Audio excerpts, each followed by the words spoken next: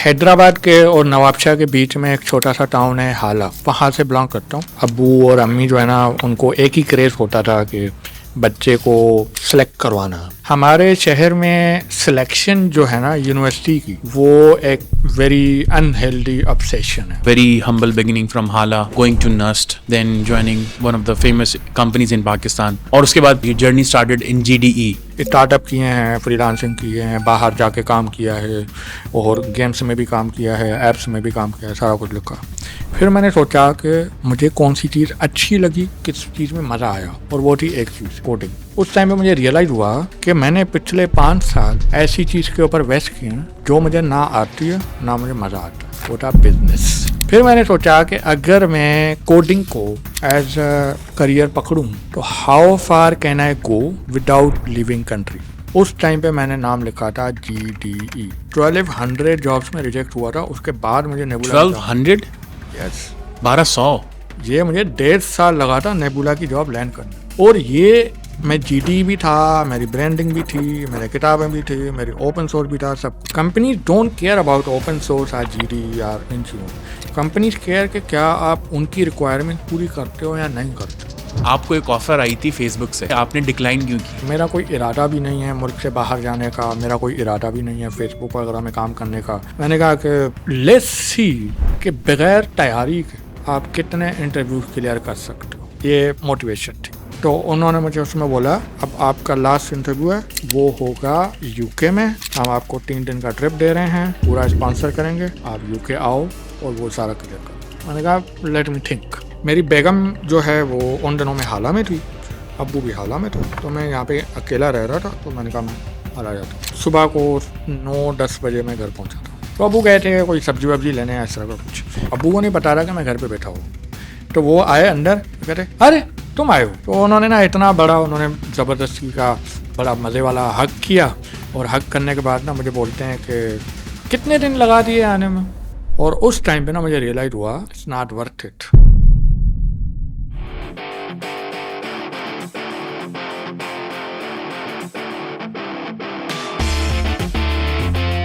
Assalamu alaikum.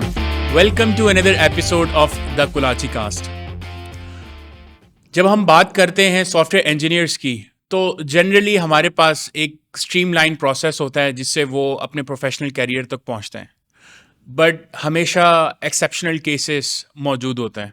तो आज के जो हमारे गेस्ट हैं, he is an extraordinary talent, और बहुत हम्बल बिगिनिंग रही है, from completing his bachelor's to joining one of the most famous institutes, companies in Pakistan, to working remotely and now running a community as well. Have been GDE since 2020, and also have done a lot of great work in terms of publishing books and great articles, और बहुत ज़्यादा help out भी करते रहते हैं लोगों को. Thank you so much Wajahat for joining in the show, and welcome. Thank you then, thank you for inviting me here. I remember जब हमारी पहली बार इस पे बात हुई थी तो आई was very excited, and today I am a little bit nervous because this is my first time in a podcast physically. Usually online बहुत किए हैं, टॉक्स भी बहुत किए हैं, लेकिन being in a podcast with cameras and lives, this is very interesting. So thank you for inviting me. I'm very excited to share my story and maybe share a few lessons which I learned Inshallah. along the way. तो वजाहत, start करते हैं आपकी early education से। From your schooling कहाँ आपने की, and कहाँ से आप बिलोंग करते हैं? मैं एक हैदराबाद के और नवाबशाह के बीच में एक छोटा सा टाउन है हाला, हाला न्यू, वहाँ से बिलोंग करता हूँ। मेरे जो फादर हैं, हमारी जो फैमिली थी वो एक कपड़े की फैक्ट्री है जो उन्होंने ख़ुद बनाई थी, उसमें काम करते थे। और मुझे याद है उन दिनों में ना अब्बू और अम्मी जो है ना, उनको एक ही क्रेज़ होता था कि बच्चे को सेलेक्ट करवाना, ठीक है। और तो हाला में जो प्रॉब्लम है सबसे बड़ा वो ये है कि एक तरफ मेहरान यूनिवर्सिटी है, दूसरी तरफ कायदे-ए-आम यूनिवर्सिटी है।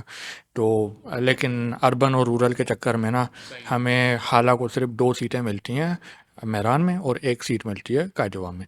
तो there are like 2 colleges in Hala, और ओवरऑल मटियारी डिस्ट्रिक्ट में जो है वो 4 कॉलेजेस हैं, लेकिन उन 4 कॉलेजेस में हर साल 1100 लोग अप्लाई करते हैं, और उन 1100 लोगों में सिर्फ 2 लोग जाते हैं मेहरान यूनिवर्सिटी, एक बंदा जाता है कायदवा। और ये आप अभी की सिचुएशन बता रहे हैं या बैक इन द टाइम? ये अभी भी चल रहा है, अभी भी ऐसा ही है? अभी भी अच्छे चल रहा है, ऐसे ही चल रहा है। तो हमारे शहर में सिलेक्शन जो है ना यूनिवर्सिटी की, वो एक वेरी अनहेल्दी ऑब्सेशन है जो अभी तक चल रहा। मतलब आपके जो फ्रेंड्स होंगे ना, वो आपको किसी एमसीक्यू में हेल्प नहीं करेंगे, वो आपको किसी बुक का आइडिया नहीं देंगे कि यार इस बुक में मैंने ये फिज़िक्स वाला प्रॉब्लम सीखा था, क्योंकि एक कंपटीशन है, अग्रेसिव किस्म का कंपटीशन है। तो ये कंपटीशन लेकर मैं बड़ा हुआ था इस चीज़ को, तो हमारे फैमिली में जो है इसी चीज़ को लेकर क्रेज़ होता था। और मेरी अम्मी, मैं इकलौता बेटा हूँ, 2 बहनें हैं, तो मेरी जो अम्मी है ना, वो अक्सर इसी बात को लेकर चल रही होती थी, बेटा हमें सेलेक्ट होना है, हमें सेलेक्ट होना है, हमें सेलेक्ट होना है, और यही दिन रात चल रहा होता था। ठीक है, तो किसी ने आके उनको बोला, कुछ उनकी फ्रेंड्स थी, उनमें से किसी ने उनको आके बोला कि पंजाब में ना यूनिवर्सिटी बड़ी अच्छी होती है, पढ़ाई बड़ी अच्छी होती है, सिंध में अक्सर चीटिंग होती है, कॉपी होती है। फ्रेंकली मैंने भी की थी पहले बहुत। ठीक है, तो उनके माइंड में मतलब ये बात बैठ गई कि मतलब मेरा बेटा पंजाब जाएगा। तो मैं उनको अक्सर बोलता था कि कैसे जाएगा पंजाब, तो कहते थे नहीं मुझे अल्लाह पे भरोसा है, मेरा बेटा पंजाब जाएगा। तो मैंने कहा ठीक है। तो जैसे जैसे टाइम आया ना, मैं इंटर में आया, तो उस टाइम पे गेम बहुत ज़्यादा अग्रेसिव हो गई थी, और फाइट्स वगैरह होना शुरू हो गई थी इस दोस्तों से और इन चीज़ों से, और मैंने ट्यूशन जाना छोड़ दिया था, क्योंकि मैं अक्सर प्रेफर करता रहा सेल्फ स्टडी। मैं अक्सर बोलता था कि self study is best study, combine study is best study. ठीक है, तो टाइम वेस्ट होता है, मैंने इस हिसाब से बोला था कि वेस्ट स्टडी है। तो मैं किताबें पढ़ता था, तो पंजाब का ये कॉन्सेप्ट आया था, तो मैंने क्या किया था कि मैंने लाहौर से पंजाब टेक्स्ट बुक की जो बोर्ड है उनकी किताबें मंगवा के वो पढ़ी थी, ये सोच के कि अगर नस्ट में फारस में जाना है तो उनकी जो टेस्टें होती हैं ना वो इधर से होती हैं, वो सिंध वाले किताबों से नहीं होती। तो ये आइडिया था, लेकिन हुआ क्या कि एक स्कॉलरशिप आई, ठीक है, आईसीटी स्कॉलरशिप, और उसमें उन्होंने बोला कि आपको जो है ना सारी टेस्टों में अप्लाई करना है। और मेरा उससे पहले जो लम्स यूनिवर्सिटी है ना, उसमें एनओपी प्रोग्राम में मेरा पहला फेज़ क्लियर हो गया था। तो जब एनओपी प्रोग्राम में पहला फेज़ क्लियर हुआ ना, तो उन्होंने मुझे लेटर भेजा था कि आपका सिलेक्शन हो गया है, अब आप लाहौर आ जाओ, हम 6 महीने के लिए आपको लाहौर बुलाते हैं, वहाँ पे एक ट्रेनिंग चलेगी, उसके बाद आपकी टेस्ट होगी, उसका सारा एक्सपेंस हम खुद कवर करेंगे। ठीक है, ये था। ये जो लेटर था ना, ये मुझ तक कभी पहुंचा ही नहीं। ठीक है, उसका रीज़न ये था कि बेनज़ीर की डेथ हुई, और उसके बाद लोगों ने आग लगाना शुरू कर दी, तो पोस्ट ऑफिस में लेटर पहुंचा, पोस्ट ऑफिस को आग लग गई, वो लेटर भी चला गया। वो 3-4 महीने बाद मुझे पता लगा कि कोई लेटर आया था और उसमें मेरी सिलेक्शन हो चुकी थी। ठीक है, तो ये वाला सीन हुआ था मेरे साथ। फिर जब नस की बारी आई, तो उस टाइम पे मैंने उस स्कॉलरशिप में अप्लाई किया, तो ये जो स्कॉलरशिप थी बहुत छोटी सी स्कॉलरशिप थी, और लोगों को ये दे रहे थे, लेकिन प्रॉब्लम ये था कि उनके पास कोई कम्युनिकेशन टीम नहीं थी। तो ये लोग क्या करते थे, कभी न्यूज़पेपर में डाल देते थे, कभी अपनी वेबसाइट पे डाल देते थे, और इसके अलावा तो कुछ था नहीं। फेसबुक वगैरह ये सब बाद में आए थे। दिस वाज बैक इन 2007 में था। तो हुआ क्या कि मैंने अप्लाई किया 4 यूनिवर्सिटीज़ में। पहले नंबर पे फास्ट था, दूसरे नंबर पे नस था, तीसरे नंबर पे बहरिया था, चौथे नंबर पे यूथ। तो आपके ग्रेड्स हाँ। अच्छे थे उस टाइम पे? मेरा फर्स्ट ईयर का ग्रेड था 78%, और इंटर का बाद में आया था, जो कि हमेशा नीचे ही चला जाता है, तो 74 पे आ गए थे। ठीक है। ठीक है, तो हुआ क्या कि एक दिन मुझे एक दोस्त ने आके बताया कि आज ना बहरिया की टेस्ट है। तो मैंने कहा क्या मतलब टेस्ट है? तो कहता है आज बहरिया की टेस्ट है। तो मैंने कॉल की उनको, स्कॉलरशिप वालों को, तो मैंने उनसे पूछा, तो उन्होंने मुझे बोला कि आपने कौन कौन सी यूनिवर्सिटी में अप्लाई किया। मैंने उनको बताया, तो कहते हैं कि बेटा फास्ट तो निकल गई लिस्ट में से, बहरिया का आज टेस्ट हो गया है, यूईटी का जो है अगले हफ्ते है, उसमें आपने अप्लाई नहीं किया होगा, तो बाकी नस रहता है, उसका टेस्ट है आपका 31 अगस्त को। अगर आपका नस में सिलेक्शन हो गया तो आपको नस में मिल जाएगी, नहीं तो फिर हमें नहीं पता आपका क्या होगा। तो मैंने कहा बाकी सिर्फ एक ही ऑप्शन है। कहते हैं एक ही ऑप्शन है। मैंने कहा ओके। फिर एक अनफॉर्चुनेट इंसिडेंट, वो ये हुआ कि 31 अगस्त को मेरा टेस्ट था और 30 अगस्त को मेरी मदर की डेथ हो गई, एक दिन पहले। तो अ, पहले तो ये पूरा चल रहा था सारा दिन के टेस्ट पे जाना चाहिए नहीं जाना चाहिए, ठीक है। और दूसरा ये था कि हमें भी पता था कि ज़्यादातर फोकस तो हमारा मेहरान में ही है और कायदेवा में ही है, इनमें से ही किसी एक में होगा। अफोर्ड हम वही कर सकते हैं, पंजाब को तो हम अफोर्ड नहीं कर सकते। पंजाब का जो गेम है वो ये मुझे याद है कि एक दिन अम्मी को मैंने बोला था कि मुझे नर्स में अप्लाई करना चाहिए या नहीं। तो अम्मी मेरी पढ़ी लिखी नहीं थी, ठीक है, तो 4th क्लास पास थी। तो उन्होंने मुझे बोला बेटा मुझे नहीं पता मेहरान क्या है नर्स क्या है, लेकिन एक काम करो ना, मेहरान की टेस्ट होती है अक्टूबर में, तो तब तक ना प्रैक्टिस कर लो और जितनी भी टेस्टें होती हैं ना वो दे दो। क्योंकि अनीस हुसैन की जो टेस्ट होती थी ना वो 300 रुपये की होती थी और मेरे पास 300 रुपये नहीं होते थे। तो वो कहती थी कि आप ना मुफ्त वाली टेस्टें दे दो जितनी भी हैं। तो मैंने हर यूनिवर्सिटी में अप्लाई किया, फास्ट में, एनईटी में, केयू में, सारी यूनिवर्सिटी में मैं तकरीबन टेस्टें दे चुका हूँ। तो लम्स में भी इसी चक्कर में दी थी मैंने।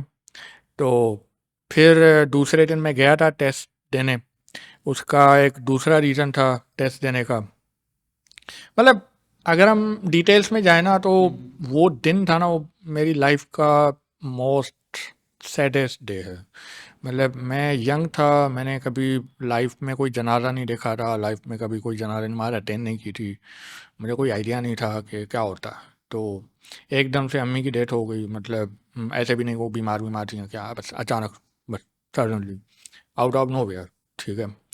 तो मैं पहले तो थोड़ा सा ऑब्वियसली मुझे रोना आया था, लेकिन फिर बाद में मुझे रियलाइज़ हुआ कि मैं इकलौता हूँ, अब्बू की कंडीशन अच्छी नहीं है और सिस्टर्स वैसे भी रो रही हैं, तो अगर मैं मज़ीद रहूँगा ना तो इनकी जो है ना हौसला अफजाई नहीं कर पाऊँगा। तो उसके लिए ना मैं बस सारा दिन चुप था, उनको देख रहा था। तो हमने इशा नमाज के बाद जो है वो जनाज़ा नमाज पढ़ी थी और वहाँ पे मेरे दोस्त आए जिन्होंने गाड़ी वाड़ी बुक कराई हुई थी हैदराबाद की ऑलरेडी टेस्ट के लिए। तो वो आके मुझसे पूछते हैं कि कल चलोगे? तो मैंने कहा मुझे तो याद भी नहीं था कि कल टेस्ट था। तो मैंने उनको बोला कि हाँ मैं घर जाके बताता हूँ। तो घर जाके मैंने डिसाइड किया कि जाना है टेस्ट। अब दूसरे दिन जब टेस्ट पे पहुँचे तो वैसे तो अब्बू ने और सिस्टर ने मुझे मना किया था कि टेस्ट में नहीं जाओ, अच्छी हालत नहीं है। तो मैंने कहा नहीं मुझे जाना, मैं जाऊँगा।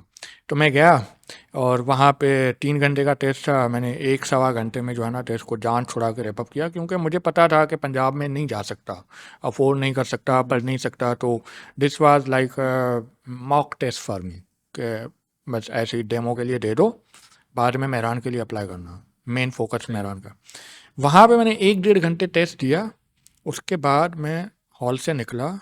अगले 2 घंटे तक मैं उस स्कूल के लॉन में बैठ के बच्चों की तरह रो रहा था, मतलब चीख रहा था, चिल्ला रहा था, लोग गुजर रहे थे, देख रहे थे।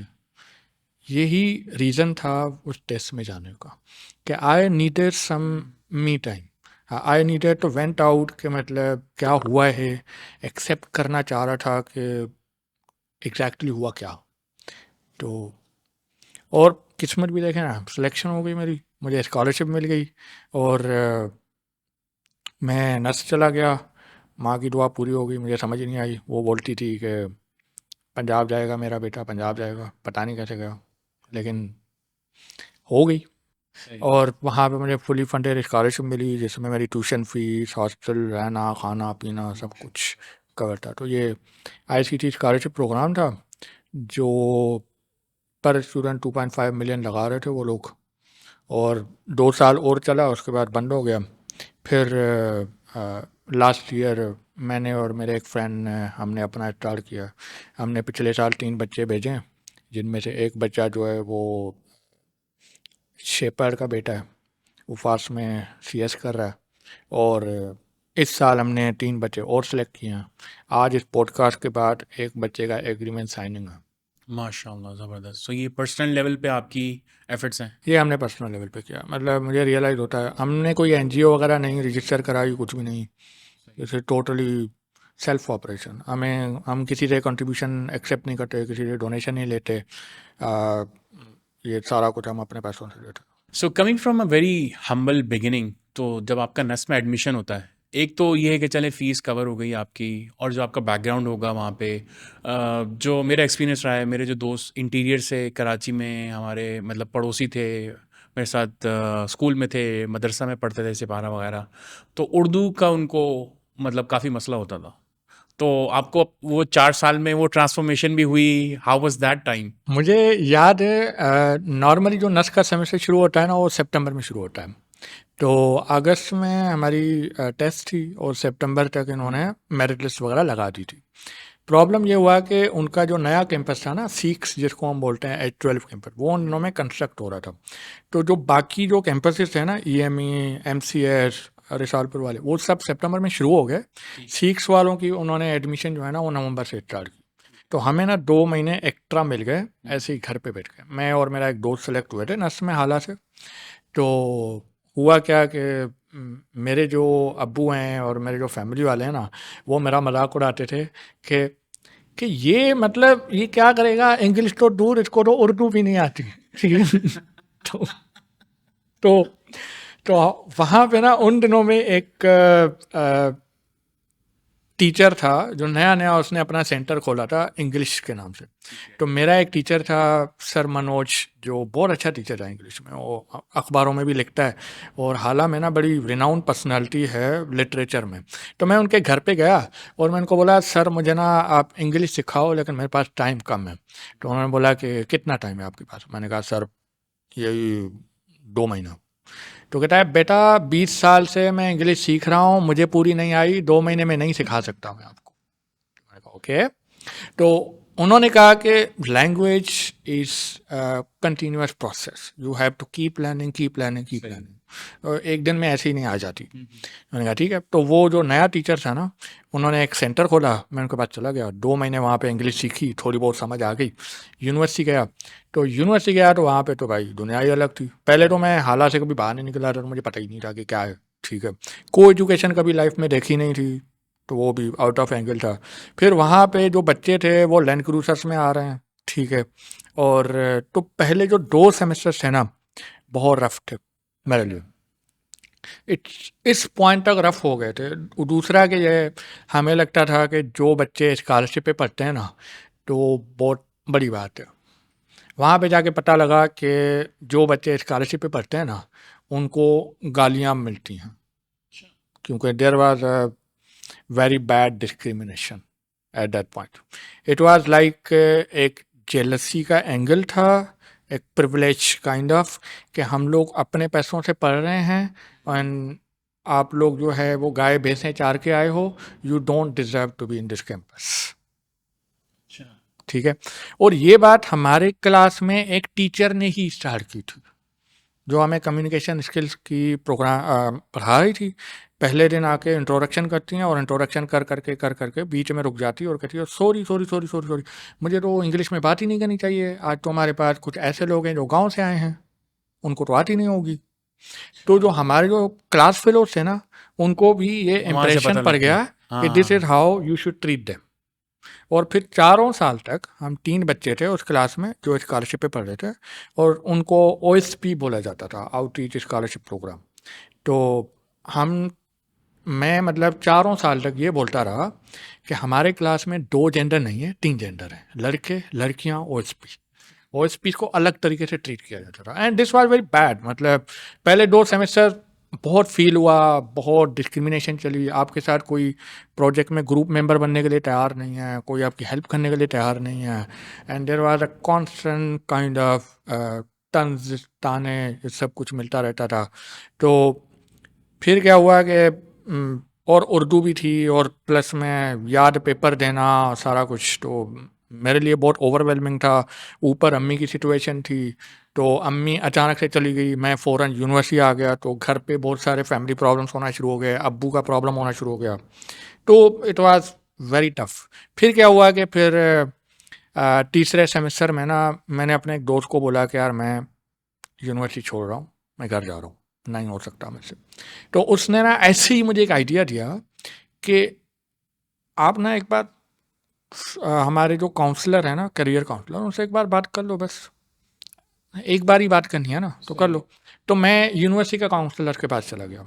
उन्होंने मुझे बोला कि एक काम करें, आप ना एक सेमेस्टर घुटाल लें, एक और, मेरे कहने पे। कौन से? ठीक है, और अगर मज़ा नहीं आया ना, तो फिर मैं आपको खुद लेटर ऑफ रिकमेंडेशन लिख के दूंगी कि आप चले आना। अच्छा, आप तीसरे चौथे सेमेस्टर में थे उस टाइम पे? हाँ, मतलब हमें यूनिवर्सिटी की तरफ से एक करियर काउंसलर था, हाँ। साइकाट्रिस्ट काइंड ऑफ, जो असाइन किया गया था। तो उससे मिलना आसान था क्योंकि हमारे क्लास में एक लड़की थी, वो उसकी मदर थी। तो हम जिस हॉस्टल में रहते थे ना पिंडी में, उसके आसपास ही उसका घर था, तो उन्होंने हमें एक दिन घर पे ही बुलाया था। तो ये पूरा अनऑफिशियल काइंड ऑफ सेटअप था, जो मतलब मेन पॉइंट थी कि उसी लड़की ने मुझे सजेस्ट किया था कि यू शुड गो देयर। मैंने कहा ठीक है, सही है। तो मैं गया और मैंने उनकी बात मान ली। मैंने कहा चलो 1 मोर सेमेस्टर ट्राई करते हैं। ठीक है, तो मैंने ले लिया एक सेमेस्टर। उस सेमेस्टर में मेरी लाइफ चेंज हो गई। कैसे कि मुझे एक टीचर मिला, सर शाहिद रज़ाक, जो माइक्रोसॉफ्ट में कोई 12-13 साल गुजार के आया था। वो किसी फैमिली प्रॉब्लम की वजह से पाकिस्तान आया था, और 1 साल के लिए वो विजिटिंग फैकल्टी बन गया नर्स में, और उसका पहला सेमेस्टर था जो आके पढ़ाया उसने। और उसने मतलब उनको, वो हमेशा बोलते थे कि मुझे पढ़ाना नहीं आता, मैंने पूरी लाइफ कोडिंग की है। तो उनका पढ़ाने का तरीक़ेकार और सब चीज़ें अलग थी, वो प्रैक्टिकल पे अप्रोच करते थे।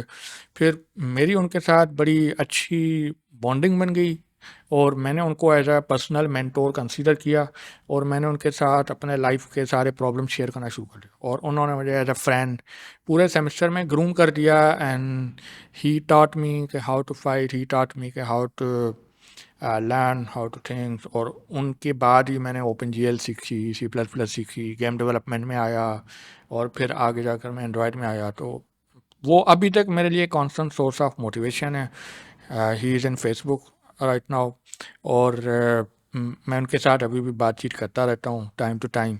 उनसे बात कांस्टेंट एक मतलब ही एक्चुअली शोड मी कि हाउ टू लिव, अच्छा। बस। और उसी वजह से फिर मेरी अगली जो यूनिवर्सिटी लाइफ है ना, वो और अच्छी रही। और I was very famous in university due to my programming skills. मेरे फ्रेंड्स मुझे बोलते थे कि यू आर 24 आवर TA, के टीचर असिस्टेंट हूँ, क्योंकि मेरा टीचर असिस्टेंट का टाइम जो है ना, वो खाली क्लास तक नहीं होता था, उसके बाद भी मैं लगा रहता था कि हाँ भाई आप करते रहो। ठीक है, मुझे याद है कि एक दिन मेरा रूममेट होता था ना, वो लैपटॉप लेके बैठा होता था। मेरे पास तो पेंटियम 4 था, वो भी मैंने बड़ी मुश्किल से ख़रीदा था।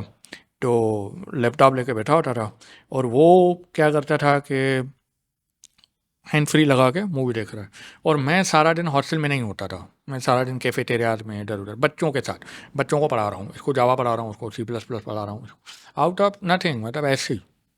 ठीक है, कोई इंटेंशन नहीं, कोई मोटिवेशन नहीं, कुछ नहीं। ठीक, पढ़ाना अच्छा लगता था तो पढ़ा रहा था बस। उनको बैठ गए, कोई बोलता है मुझे लाइब्रेरी में पढ़ाओ, कोई बोलता है मुझे कैफेटेरिया में पढ़ाओ, तो जहाँ पे वो बोलेंगे मैं बैठ के पढ़ा रहा होता था। तो मेरा जो रूममेट होता था ना, वो बहुत तंग आता था इससे, क्योंकि हर 5 मिनट के बाद मेरे रूम में कोई बंदा आएगा, वजाहत कहाँ है, तो वो मूवी पास करेगा, हैंड फ्री निकालेगा, जी वजाहत कहाँ है, पता नहीं। फिर मूवी लगाई, फिर 5 मिनट के बाद कोई और आया। फिर तो एक दिन उसने आके मुझे बोला कि यार मैं तुम्हारे स्टूडेंट से तंग आ गया हूँ, क्या करूँ। तो मैंने कहा ओके, सोल्यूशन निकालते हैं। तो मैंने क्या किया कि मैंने एक गत्ते का सर्कल कट किया, उसमें ऐसे ट्रायंगल्स बनाए, और उसमें लिख लिया लाइब्रेरी कैफ़े। ठीक है, टाइमिंग के इस हिसाब तरह से। से, और एक गत्ते का एरो बना के उसके ऊपर डाल दिया, दरवाजे के बाहर लगा दिया, और ऊपर लिख लिया वेयर इज वजाहत। सही। और फिर मैं क्या करता था, रूम से बाहर निकलते वक्त ना एरो को घुमा लेता था कि मैं कहाँ पे जा हाँ, रहा हूँ, मैं कहाँ जा रहे हॉस्टल हो? जा रहा हूँ तो सही। ठीक है, मैं इधर जा रहा हूँ तो ठीक है। तो जो भी बच्चे आते थे ना, वो देखते थे हाँ भाई सही है, अंदर नॉक करने की ज़रूरत नहीं, जाने की ज़रूरत नहीं। अपेरेंटली बाद में ये आइडिया कॉपी हो गया, और 2 टीचर्स ने अपना प्लास्टिक का बनवा के उन्होंने अपने ऑफिस के बाहर लगा दी। मैंने कहा सही है। तो यूनिवर्सिटी के दिनों में पॉपुलैरिटी इसी वजह से थी। मेरी रेपुटेशन नर्स में इस तरह की थी कि अगर आपको प्रोग्रामिंग का कोई भी मसला हो, तो टेलीकॉम के सेक्शन 6 में एक लड़का है वजाहत, उसको मेल करो। अच्छा। तो तो लोग मुझे मेल करते थे। अब कोई मुझे आ रहा है मेरे पास कि मुझे जावा में ये प्रॉब्लम आ रही है और मुझे जावा नहीं आती, तो मेरे को ये नहीं बोलता था कि नहीं मुझे नहीं आती, तो मेरे को बोला था कल करते। फिर पूरी रात बैठ के मैं जावा पढ़ रहा हूँ, तो इस वजह से मेरा जीपीए बड़ा अफेक्ट हुआ, क्योंकि मैं उन चीज़ों में लगा हुआ होता था प्रोग्रामिंग में।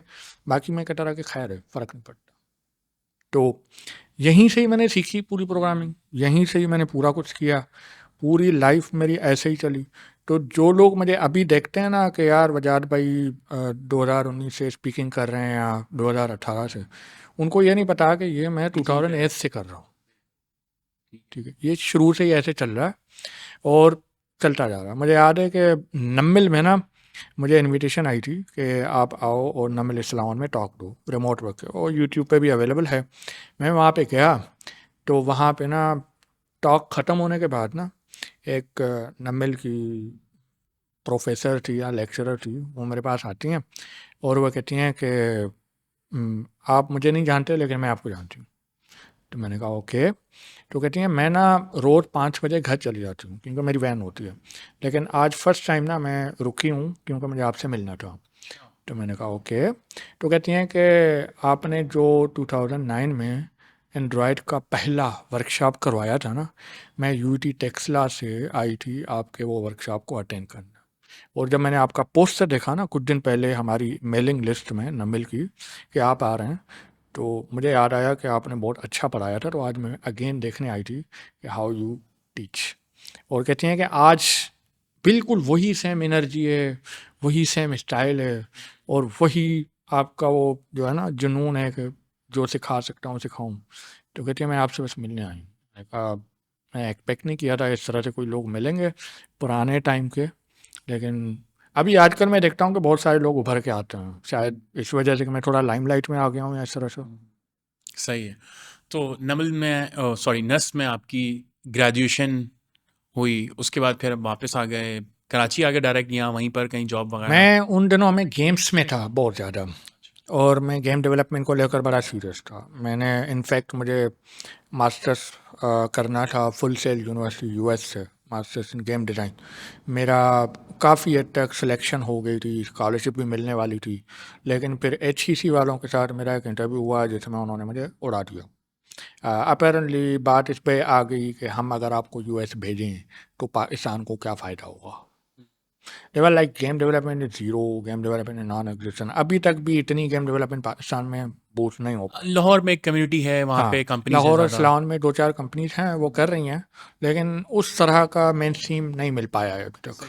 तो अभी कुछ दिन पहले जो थिंक एप्स का जो समिट हुआ है गूगल का, वो एक पॉजिटिव स्टेप है कि मतलब अभी गेम डेवलपमेंट को गूगल की तरफ से सपोर्ट मिल रही है पाकिस्तान में। तो उन्होंने मुझे रिजेक्ट कर दिया। उसके बाद फिर मेरा फाइनल ईयर प्रोजेक्ट नस्ट में जो है वो एक गेम थी, 3D गेम। ये भी एक बड़ा अजीब सा इंटरेस्टिंग था कि एक टेलीकॉम इंजीनियर एक गेम बना रहा है। ठीक है, तो उन दिनों में मुझे एक कंपनी थी वाइट रैबिट के नाम से जो फेसबुक की गेम बना रही थी इस्लामाबाद में। ये 11-12 की बात होगी तकरीबन, 2011-12। 2012 की। तो उन लोगों के पास मेरी जॉब लग गई थी फ्लैश में, flash animator and flash developer की। तो मैंने वहाँ पे काम किया, फिर वो कंपनी बंद हो गई। उस टाइम पे मैंने सोचा कि अब मुझे क्या करना चाहिए। तो एक ही पॉइंट थी कि अब्बू घर पर हैं एंड इस्लामाबाद दूर पड़ता है, तो पहला काम तो कराची जाता।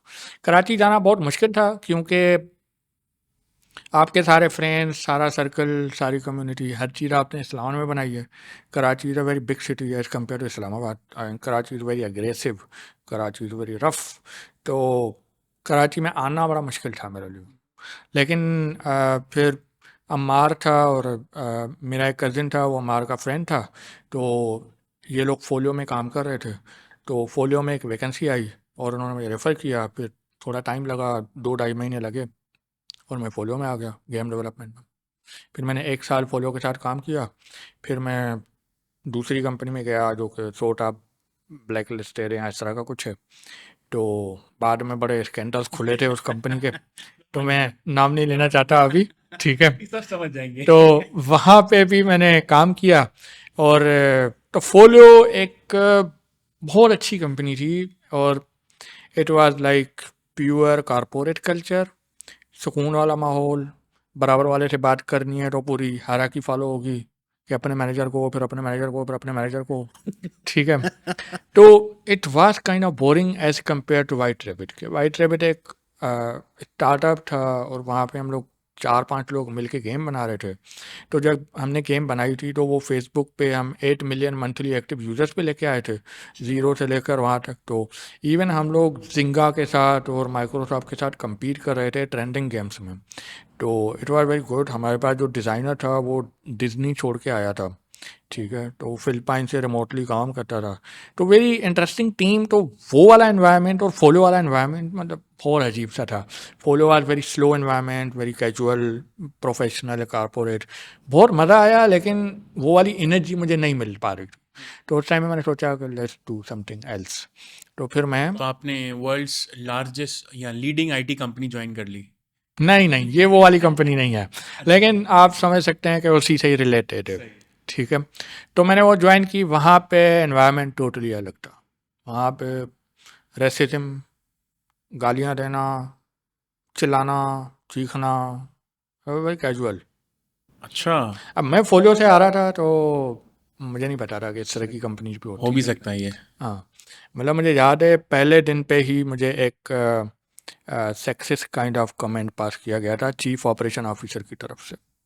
और फिर कुछ दिन के बाद मैं सिंधी था तो उसको कोई ग्रज था सिंधियों से या क्या था, मुझे आज तक समझ नहीं आई। लेकिन वो हर बात पे ना सिंधियों को लेकर आ जाता था और बहुत बुरा लगता था मुझे ऑनेस्टली। तो लेकिन 4-5 महीनों में ना मुझे समझ आ गई थी कि अगर मुझे सरवाइव करना है ना तो मुझे ऐसे ही होना है।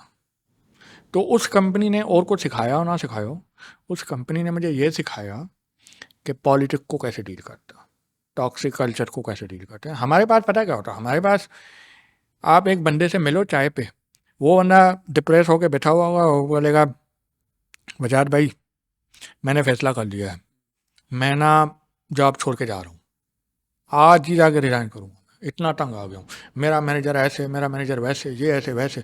1 साल के बाद उस बंदे के साथ चाय पे बैठोगे ना, वो उसी कंपनी में बैठा होगा, उसी कंपनी को गालियाँ दे रहा होगा और वही बात बोलेगा, वजाद भाई बस मैं बहुत तंग आ गया हूँ, मैं आज ही जाके रिज़ाइन करूँ। और ऐसे करके वो एक टॉक्सिक कल्चर को कंफर्ट जोन बना के बैठे होते हैं। उनको पता होता है कि तवा गर्म है, लेकिन वो कहते हैं हाँ ठीक है, इतना भी गर्म नहीं है, और वो बैठ जाते हैं। और ये बात मुझे बड़ी बुरी लगती थी कि मतलब जब हम वो सैलरी वाली कंपनी पे बात करें जो सैलरी लेट करती हैं, वहाँ पे भी लोग बैठे होते हैं, ऐसे ही बैठे होते हैं 1-1 साल तक। मतलब पता होता है सैलरी का मेंटल टॉर्चर हर महीने चल रहा है, फिर भी बैठे होते हैं। जब मैं उनको बोलता हूँ कि यार आप छोड़ते क्यों नहीं हो, तो कहते हैं कि हाँ छोड़ेंगे, हाँ करेंगे, लेकिन वो उसी चीज़ को कंफर्ट जोन बना के बैठे होते हैं। तो मैं जब उस कंपनी में था ना, तो एक दिन, अब हम रात को 2-3 बजे तक काम करते थे और मैं उनके लिए कोई 1 साल के अंदर कोई 40-45 गेम्स बनाई थी मैंने 1 साल में, इतना काम था। और क्या कहते हैं, फ्लैश की गेम्स थी। तो मेरे पास ना ऐसे करके मोबाइल देखने का भी टाइम नहीं होता था। तो हम लोग 2 प्रोग्रामर्स थे, 4 एनिमेटर्स थे और सारा काम हमारे ऊपर था। तो एक दिन ना एक बंदा था, वो मुझे याद है अभी तक, ऐसे चॉकलेट का कपकेक था उसके हाथ में और ऐसे खा रहा और ऐसे देख रहा, ठीक है। तो मुझसे ना हज़म नहीं हुई ये बात, ठीक है। तो मैं उठा पानी पीने के बहाने और मैं उसके पास गया और मैंने कहा यार यहाँ पे मेरे पास सांस लेने का टाइम नहीं है और आप बैठ के चॉकलेट खा रहे हो ऑफिस में। तो कहता है कि भाई आप क्या करते हो? मैंने कहा कि मैं सॉफ्टवेयर में हूँ। कहता है कंपनी क्या करती है?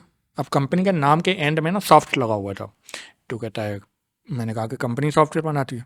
कहता है मैं क्या करता हूँ? मैंने कहा पता नहीं। कहता है मैं मार्केटिंग में हूँ, ठीक है। अगर मैं काम नहीं करूँगा ना, कंपनी को कोई फ़र्क नहीं पड़ता, अगर आप काम नहीं करोगे ना तो कंपनी को बहुत नुकसान होगा, ठीक है। तो मुझे याद है मेरा सिस्टम्स में इंटरव्यू था और तो मैंने ना वो सिस्टम्स का इंटरव्यू कैंसिल किया।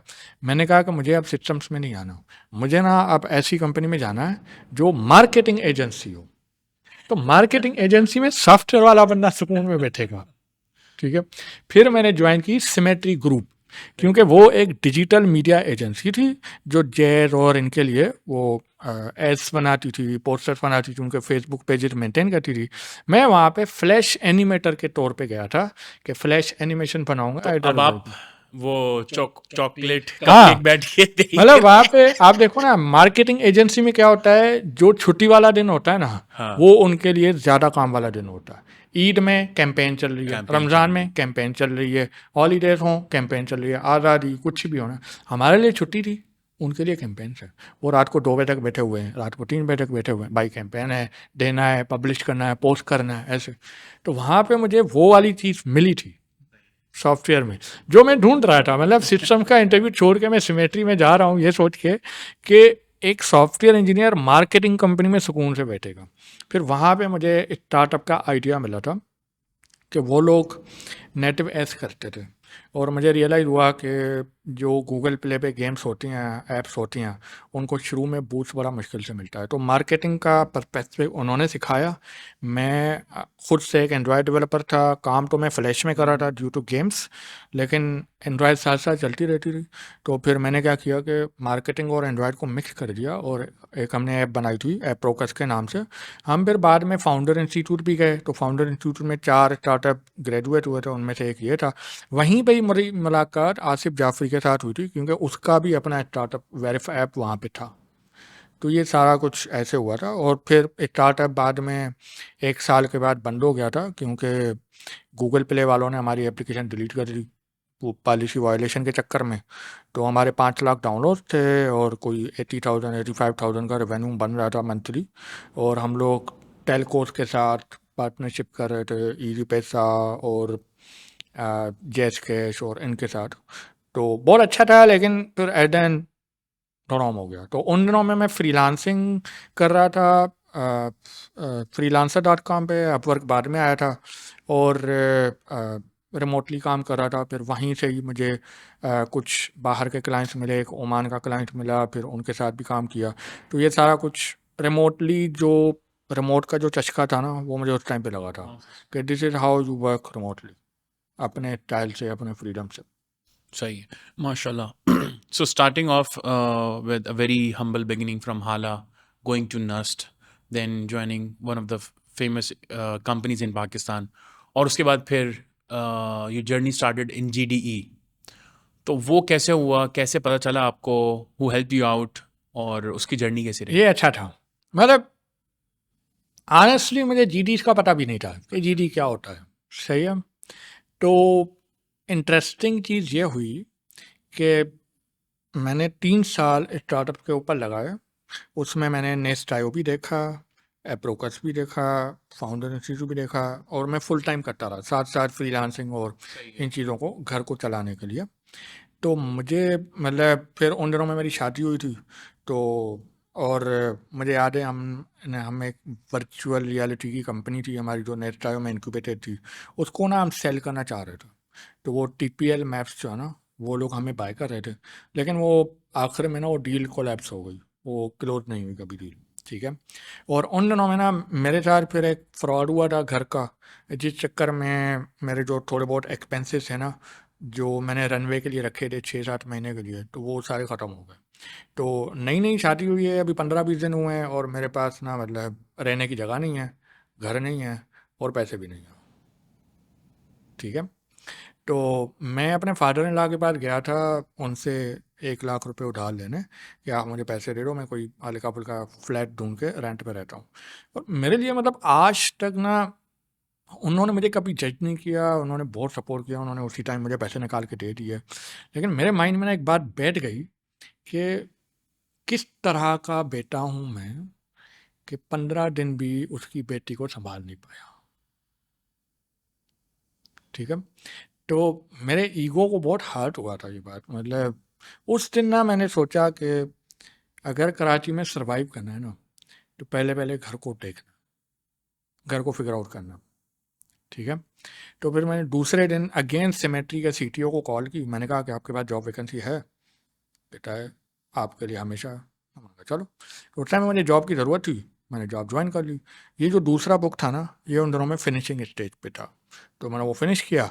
फिर मैं नोटबुक उठाया और मैंने पेंसिल उठाई, मैंने कहा अब सोचते हैं कि लाइफ में आगे करना क्या है। तो मैंने क्या किया कि मैंने वो सारी चीज़ें लिखी जो मैंने की हैं। स्टार्टअप किए हैं, फ्रीलांसिंग किए हैं, बाहर जाके काम किया है और गेम्स में भी काम किया है, ऐप्स में भी काम किया है, सारा कुछ लिखा।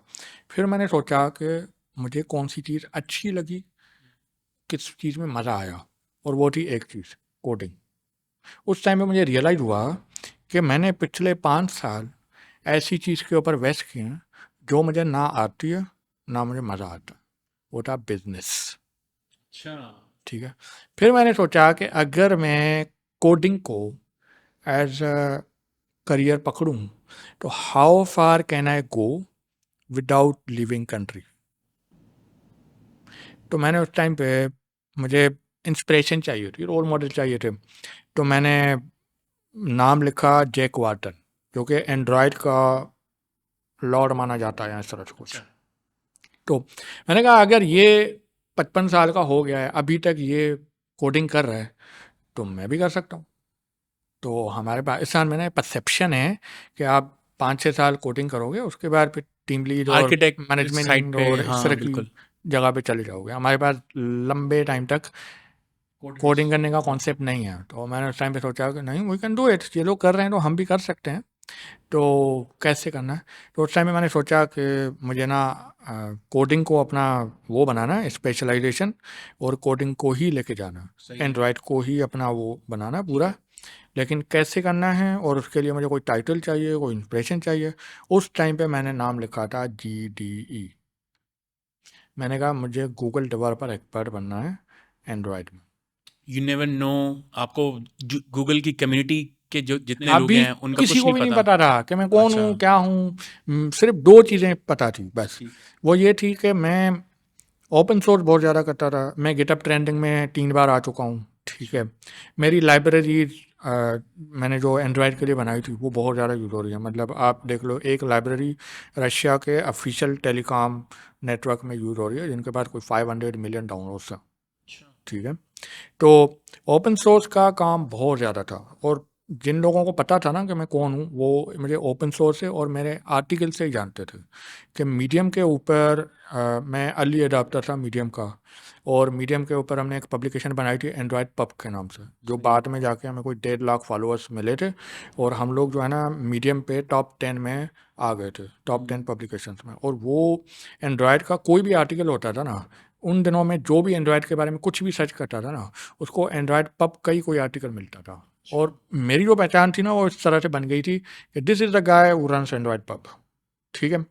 और दूसरा ओपन सोर्स। अब मैं पाकिस्तान की लोकल कम्युनिटी में नहीं था, लेकिन ट्विटर पे और इधर उधर हर जगह पे मतलब मेरे काम की और इन चीज़ों की अप्रिसिएशन होती थी कि यार this is a very good guy in coding, good guy in Android and all that. तो मैंने जब GT लिखा ना, तो मैंने उस टाइम पे सोचा कि कौन से लोग इसमें हेल्प कर सकते हैं। तो मैंने 2 नाम लिखे, एरिक भट्टी और साद हामिद। इंटरेस्टिंग थिंग ये थी कि इन दोनों को नहीं पता था कि मैं कौन हूँ। ठीक है।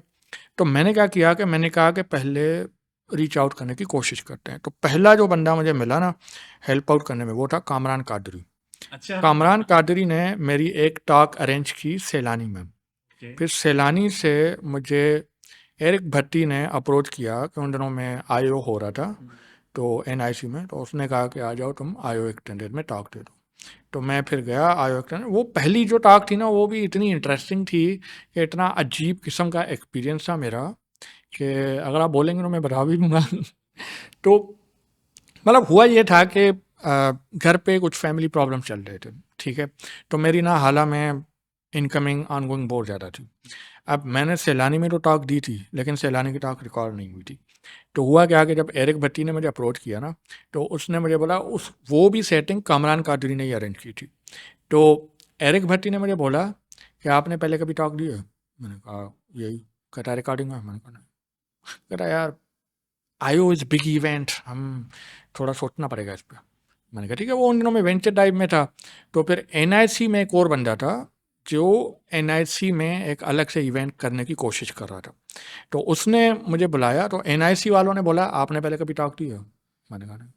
कहते हैं हाँ, मतलब हम कैसे कर सकते हैं। तो मैंने ना उनसे ऐसी गलती में बोल दिया कि IO एक्सटेंडेड में ना मेरी टॉक है। ठीक है। तो IO एक्सटेंडेड NIC में हो रहा था।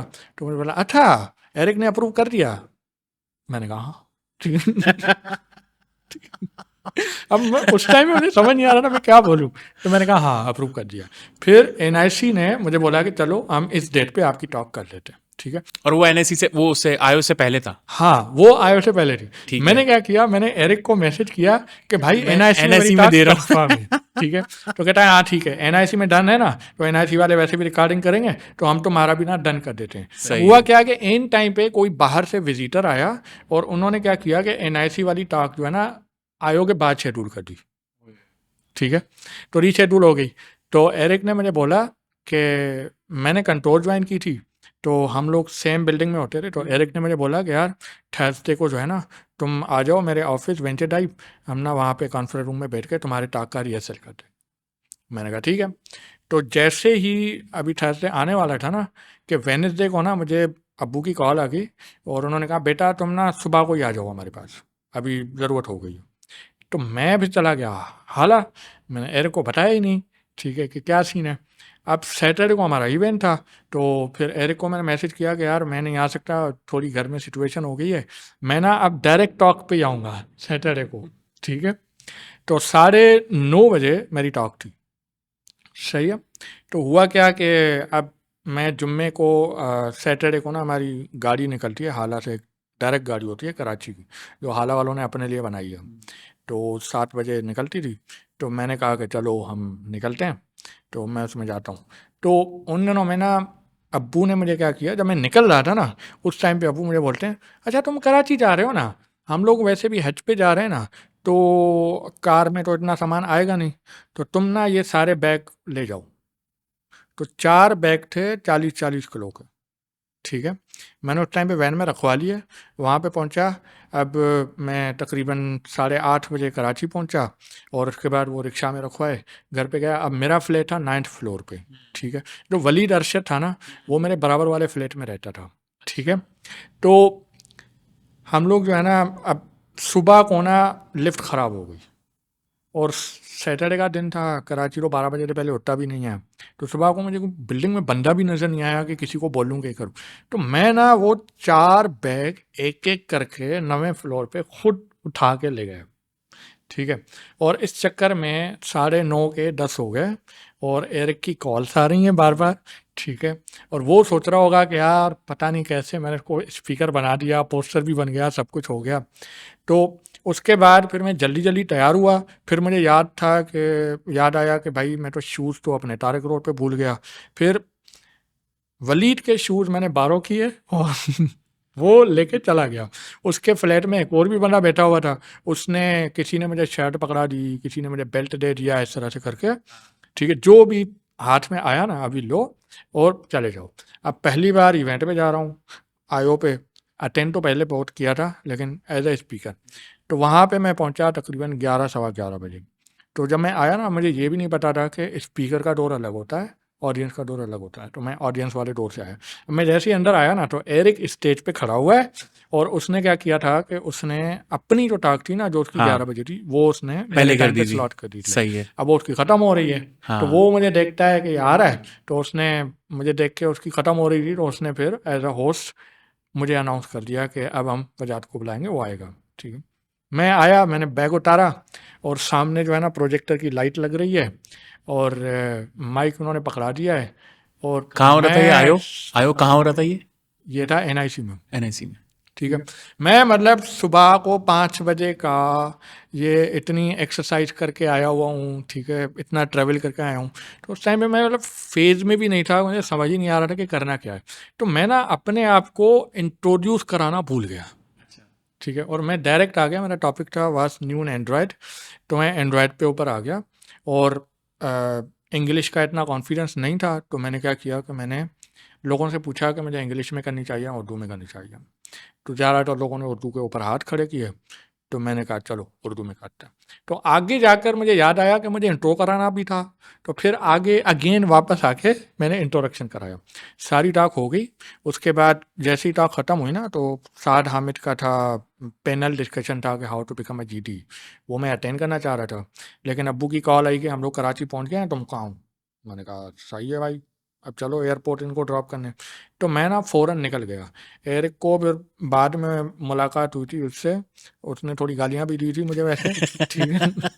तो उसके बाद जो है मेरे अंदर ये था कि it was a very bad talk, it was very bad impression, और मेरा कॉन्फिडेंस ख़त्म हो चुका था। मैंने कहा अब शायद ही किसी और इवेंट पे जाऊंगा मैं, सही। ठीक है। ठीक है। तो हुआ क्या कि रात को एक लड़की थी जिसने फेसबुक में मैसेज किया। उसने कहा कि मैंने आज आपका इवेंट अटेंड किया था, मुझे आपकी स्लाइड्स मिल सकती हैं। तो मैंने कहा ठीक है। मैंने उनको स्लाइड शेयर किया और मैं उनको बोला कि this was my first talk, can you give me some feedback, ठीक है। तो उस लड़की ने बोला कि सिवाय आपके और कोई टॉक समझ नहीं आई, अच्छा। ठीक है। आई वॉज वेरी सरप्राइज। तो बाद में मुझे पता लगा कि सारी टॉक्स इंग्लिश में थी सिवाय मेरे, जो कि मुझे बड़ा अजीब लगा कि मैं खाली उर्दू में लेके आया। लेकिन उस दिन मुझे ऐसे 2-3 और लोगों से मैंने फिर बात की, बच्चों से, तो उन्होंने भी मुझे इसी तरह का फीडबैक दिया। तो मुझे रियलाइज़ हुआ कि लैंग्वेज इज़ वेरी इंपॉर्टेंट। इसलिए मैं आज तक जो भी इवेंट्स होते हैं, जहाँ पे भी जाता हूँ ना, कितना बड़ा इवेंट हो, कुछ भी हो ना, चूर में उर्दू ही करता हूँ।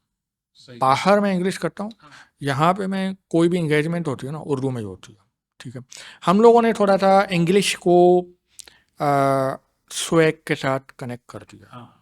ठीक है। जैसे आईफोन चाहिए ना, वैसे इंग्लिश में बात इंग्लिश करने चाहिए। वाले बंदे को अच्छा पता होगा, वो अच्छी नॉलेज वाला बंदा होगा। तो हम लोगों ने कुछ इस तरह का कॉन्सेप्ट बना दिया जो कि मुझे बड़ा अजीब सा लगता है honestly। सही। तो वहीं से ही मुझे मोटिवेशन मिली थी कि टॉक्स देनी है। फिर एनआईसी वाली टॉक वैसे भी थी, तो वो फिर हो गई। फिर एक के बाद एक के बाद एक के बाद फिर लोगों को पता लगने लगा कि यार इसका ओपन सोर्स का भी काम है, फिर ये भी है। तो लोकल कम्युनिटी में ऐसे स्टार्ट हुई थी, और उसी इवेंट में वो काम हो गया जिस काम के लिए मैं गया था। क्योंकि उस इवेंट में समी किजल बैश आया था और मेरी उससे मुलाकात नहीं हुई, मैं निकल गया। लेकिन क्या हुआ कि 4-5 दिन के बाद मुझे सिंगापुर से मणिकंठन का मेल आई कि समी किजल बैश ने आपको जीटी के लिए नॉमिनेट किया है, are you interested in becoming a GT. अच्छा, ये पहले पहले वाले आयु के बाद ये ही। पहले आयो के बाद ही हुआ था अच्छा। कि उसी दिन वो ऑडियंस में बैठा हुआ था, उसने मेरी टॉक सुनी थी। उसको उर्दू समझ आ रही थी वैसे, वो बहुत अच्छी हाँ, इंग्लिश बोलते ठीक है। हैं। वैसे वो तो तकरीबन इंग्लिश ही है, हाँ। ठीक है। तो उन दिनों में साद आमिर भी नहीं था, वो तो बाद में कम्युनिटी मैनेजर बना था। तो मणिकंठन डायरेक्टली डील कर रहा था इन चीज़ों को। तो हुआ क्या कि मैंने कहा कि हाँ मैं इंटरेस्टेड हूँ, ऑब्वियसली कर सकता हूँ। तो हुआ क्या कि अब्बू हज पे गए। अब्बू जब हज से वापस आए तो उनको ब्रेन ट्यूमर हो गया। तो फिर मैं उनके ब्रेन ट्यूमर में लग गया। फिर वो कोमा में चले गए। फिर तकरीबन 8 या 9 महीने वो कोमा में थे। तो उन महीनों में मणिकंठन मुझे हर 1-1.5 महीने के बाद मेल करता था कि should we go for it. तो मैं उनको बोल रहा था नहीं, अभी मैं उस सिचुएशन में नहीं हूँ। मैं टोटली ऑफ ग्रिड था, अब्बू की सिचुएशन को डील कर रहा था। और फिर उस दौरान साद हामिद जो है वो कम्युनिटी मैनेजर बन गए थे। फिर वो सारा कुछ साद हामिद के अंदर आ गया था। फिर साद हामिद ने मेरे साथ मुलाकात भी की थी नेक्स्ट आयो में, और अगेन वही था कि मुझे टाइम चाहिए, टाइम चाहिए। तो पूरा 2019 इसी चक्कर में निकल गया।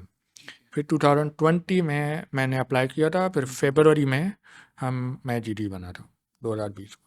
ठीक है, तो इस पे मल्टीपल अटेम्प्ट थी आपकी या एक ही अटेम्प्ट एक पे? ही अटेम्प्ट था, एक ही अटेम्प्ट पे इंटरव्यू वगैरह सब चीज़ें क्लियर हो गई? एक ही में हो गया। मतलब ये भी इंटरेस्टिंग था कि जो साल मैंने लिया था उस साल में 3-4 कैंडिडेट्स ने एंड्रॉयड के लिए ट्राई किया था, लेकिन कोई भी बना नहीं था। अच्छा। तो ये मतलब क्या वजह थी, वो क्यों नहीं बने? देखिए, जीडीज में ना 3 कैटेगरीज हैं अगर हम बात करें तो। एक है एंड्रॉयड, क्लाउड, वेब। और जो बाकी कैटेगरीज है ना, फ्लटर हो गया, फायरबेस हो गया, असिस्टेंट हो गया, गूगल प्ले हो गया, वो सब कैटेगरीज है।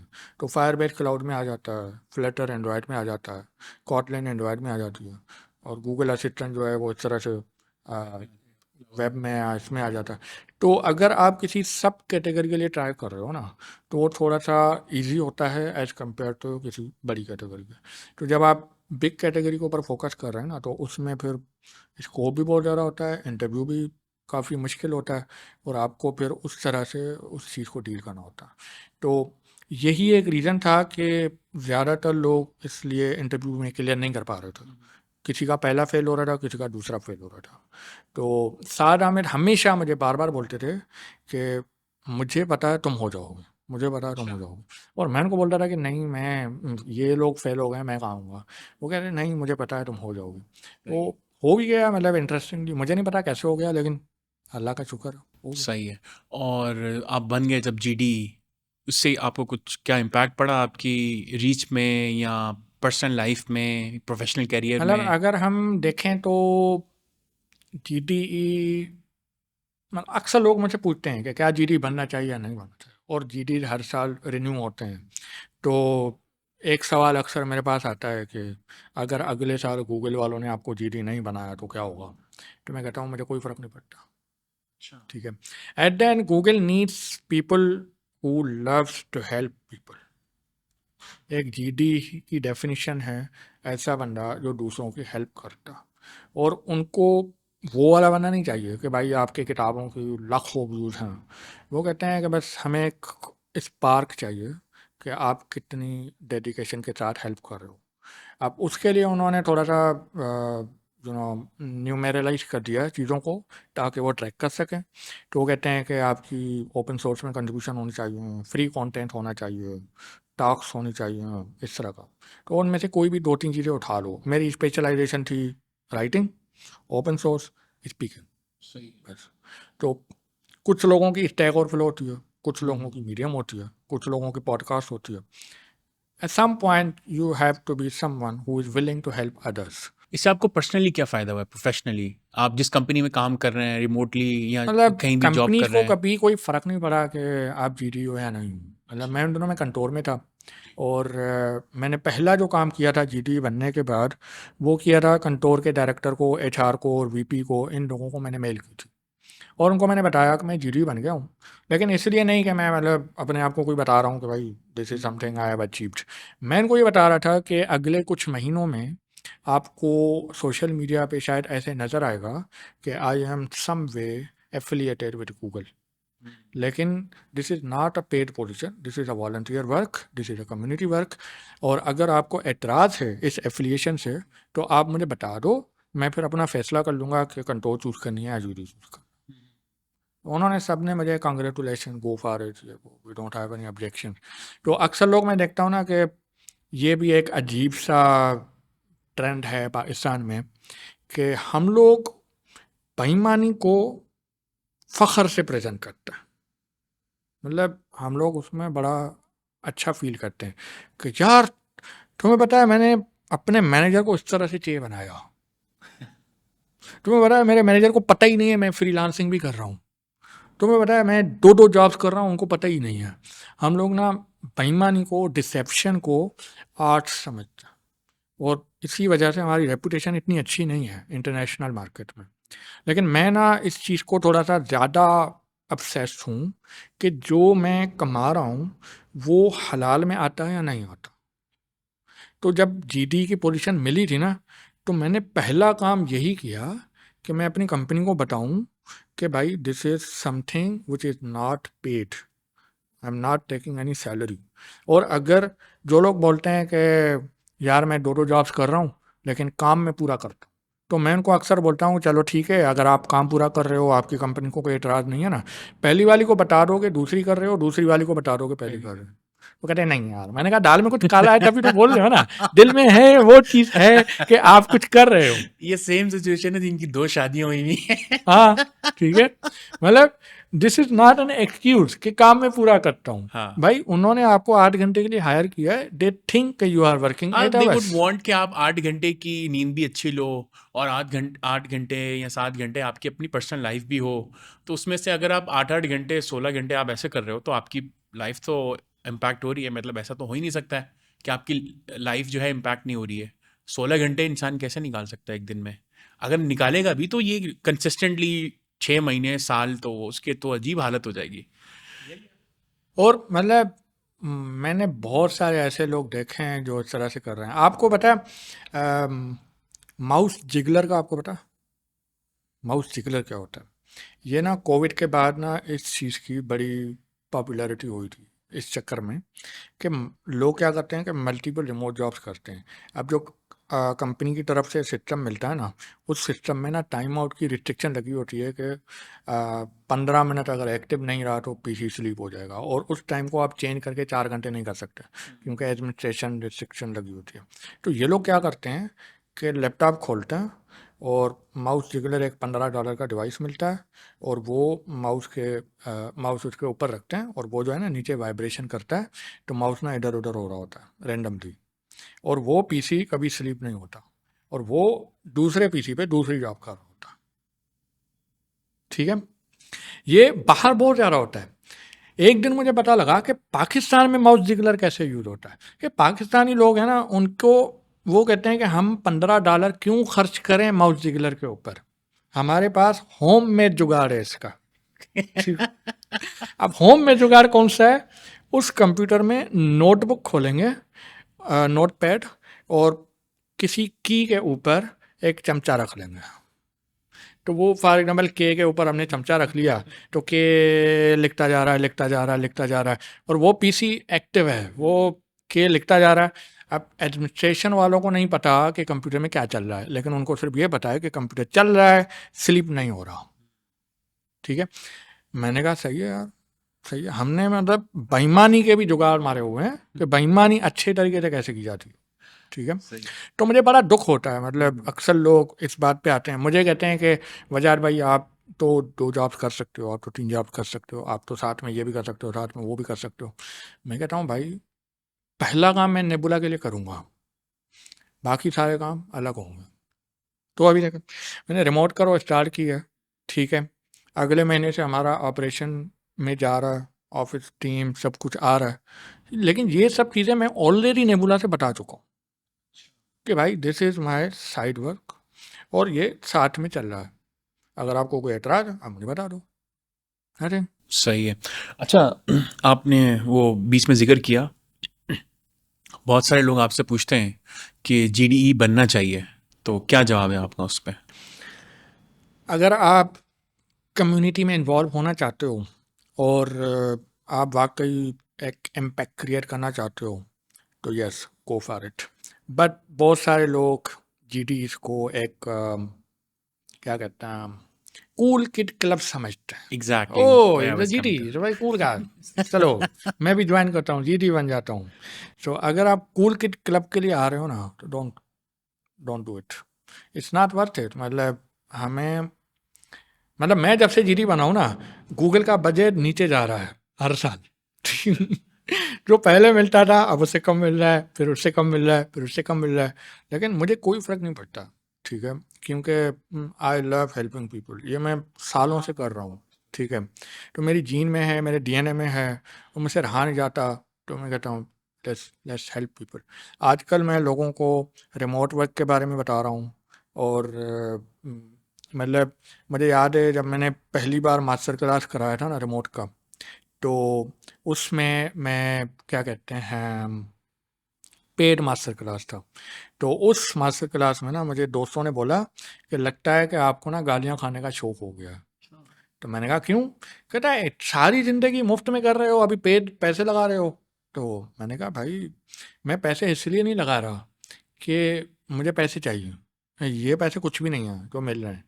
मैं पैसे इसलिए लगा रहा हूँ कि सिर्फ वही लोग आएँ जो सीरियस हों, क्योंकि हर कोई आ जाता है, फिर उनको डील करना मुश्किल हो जाता है।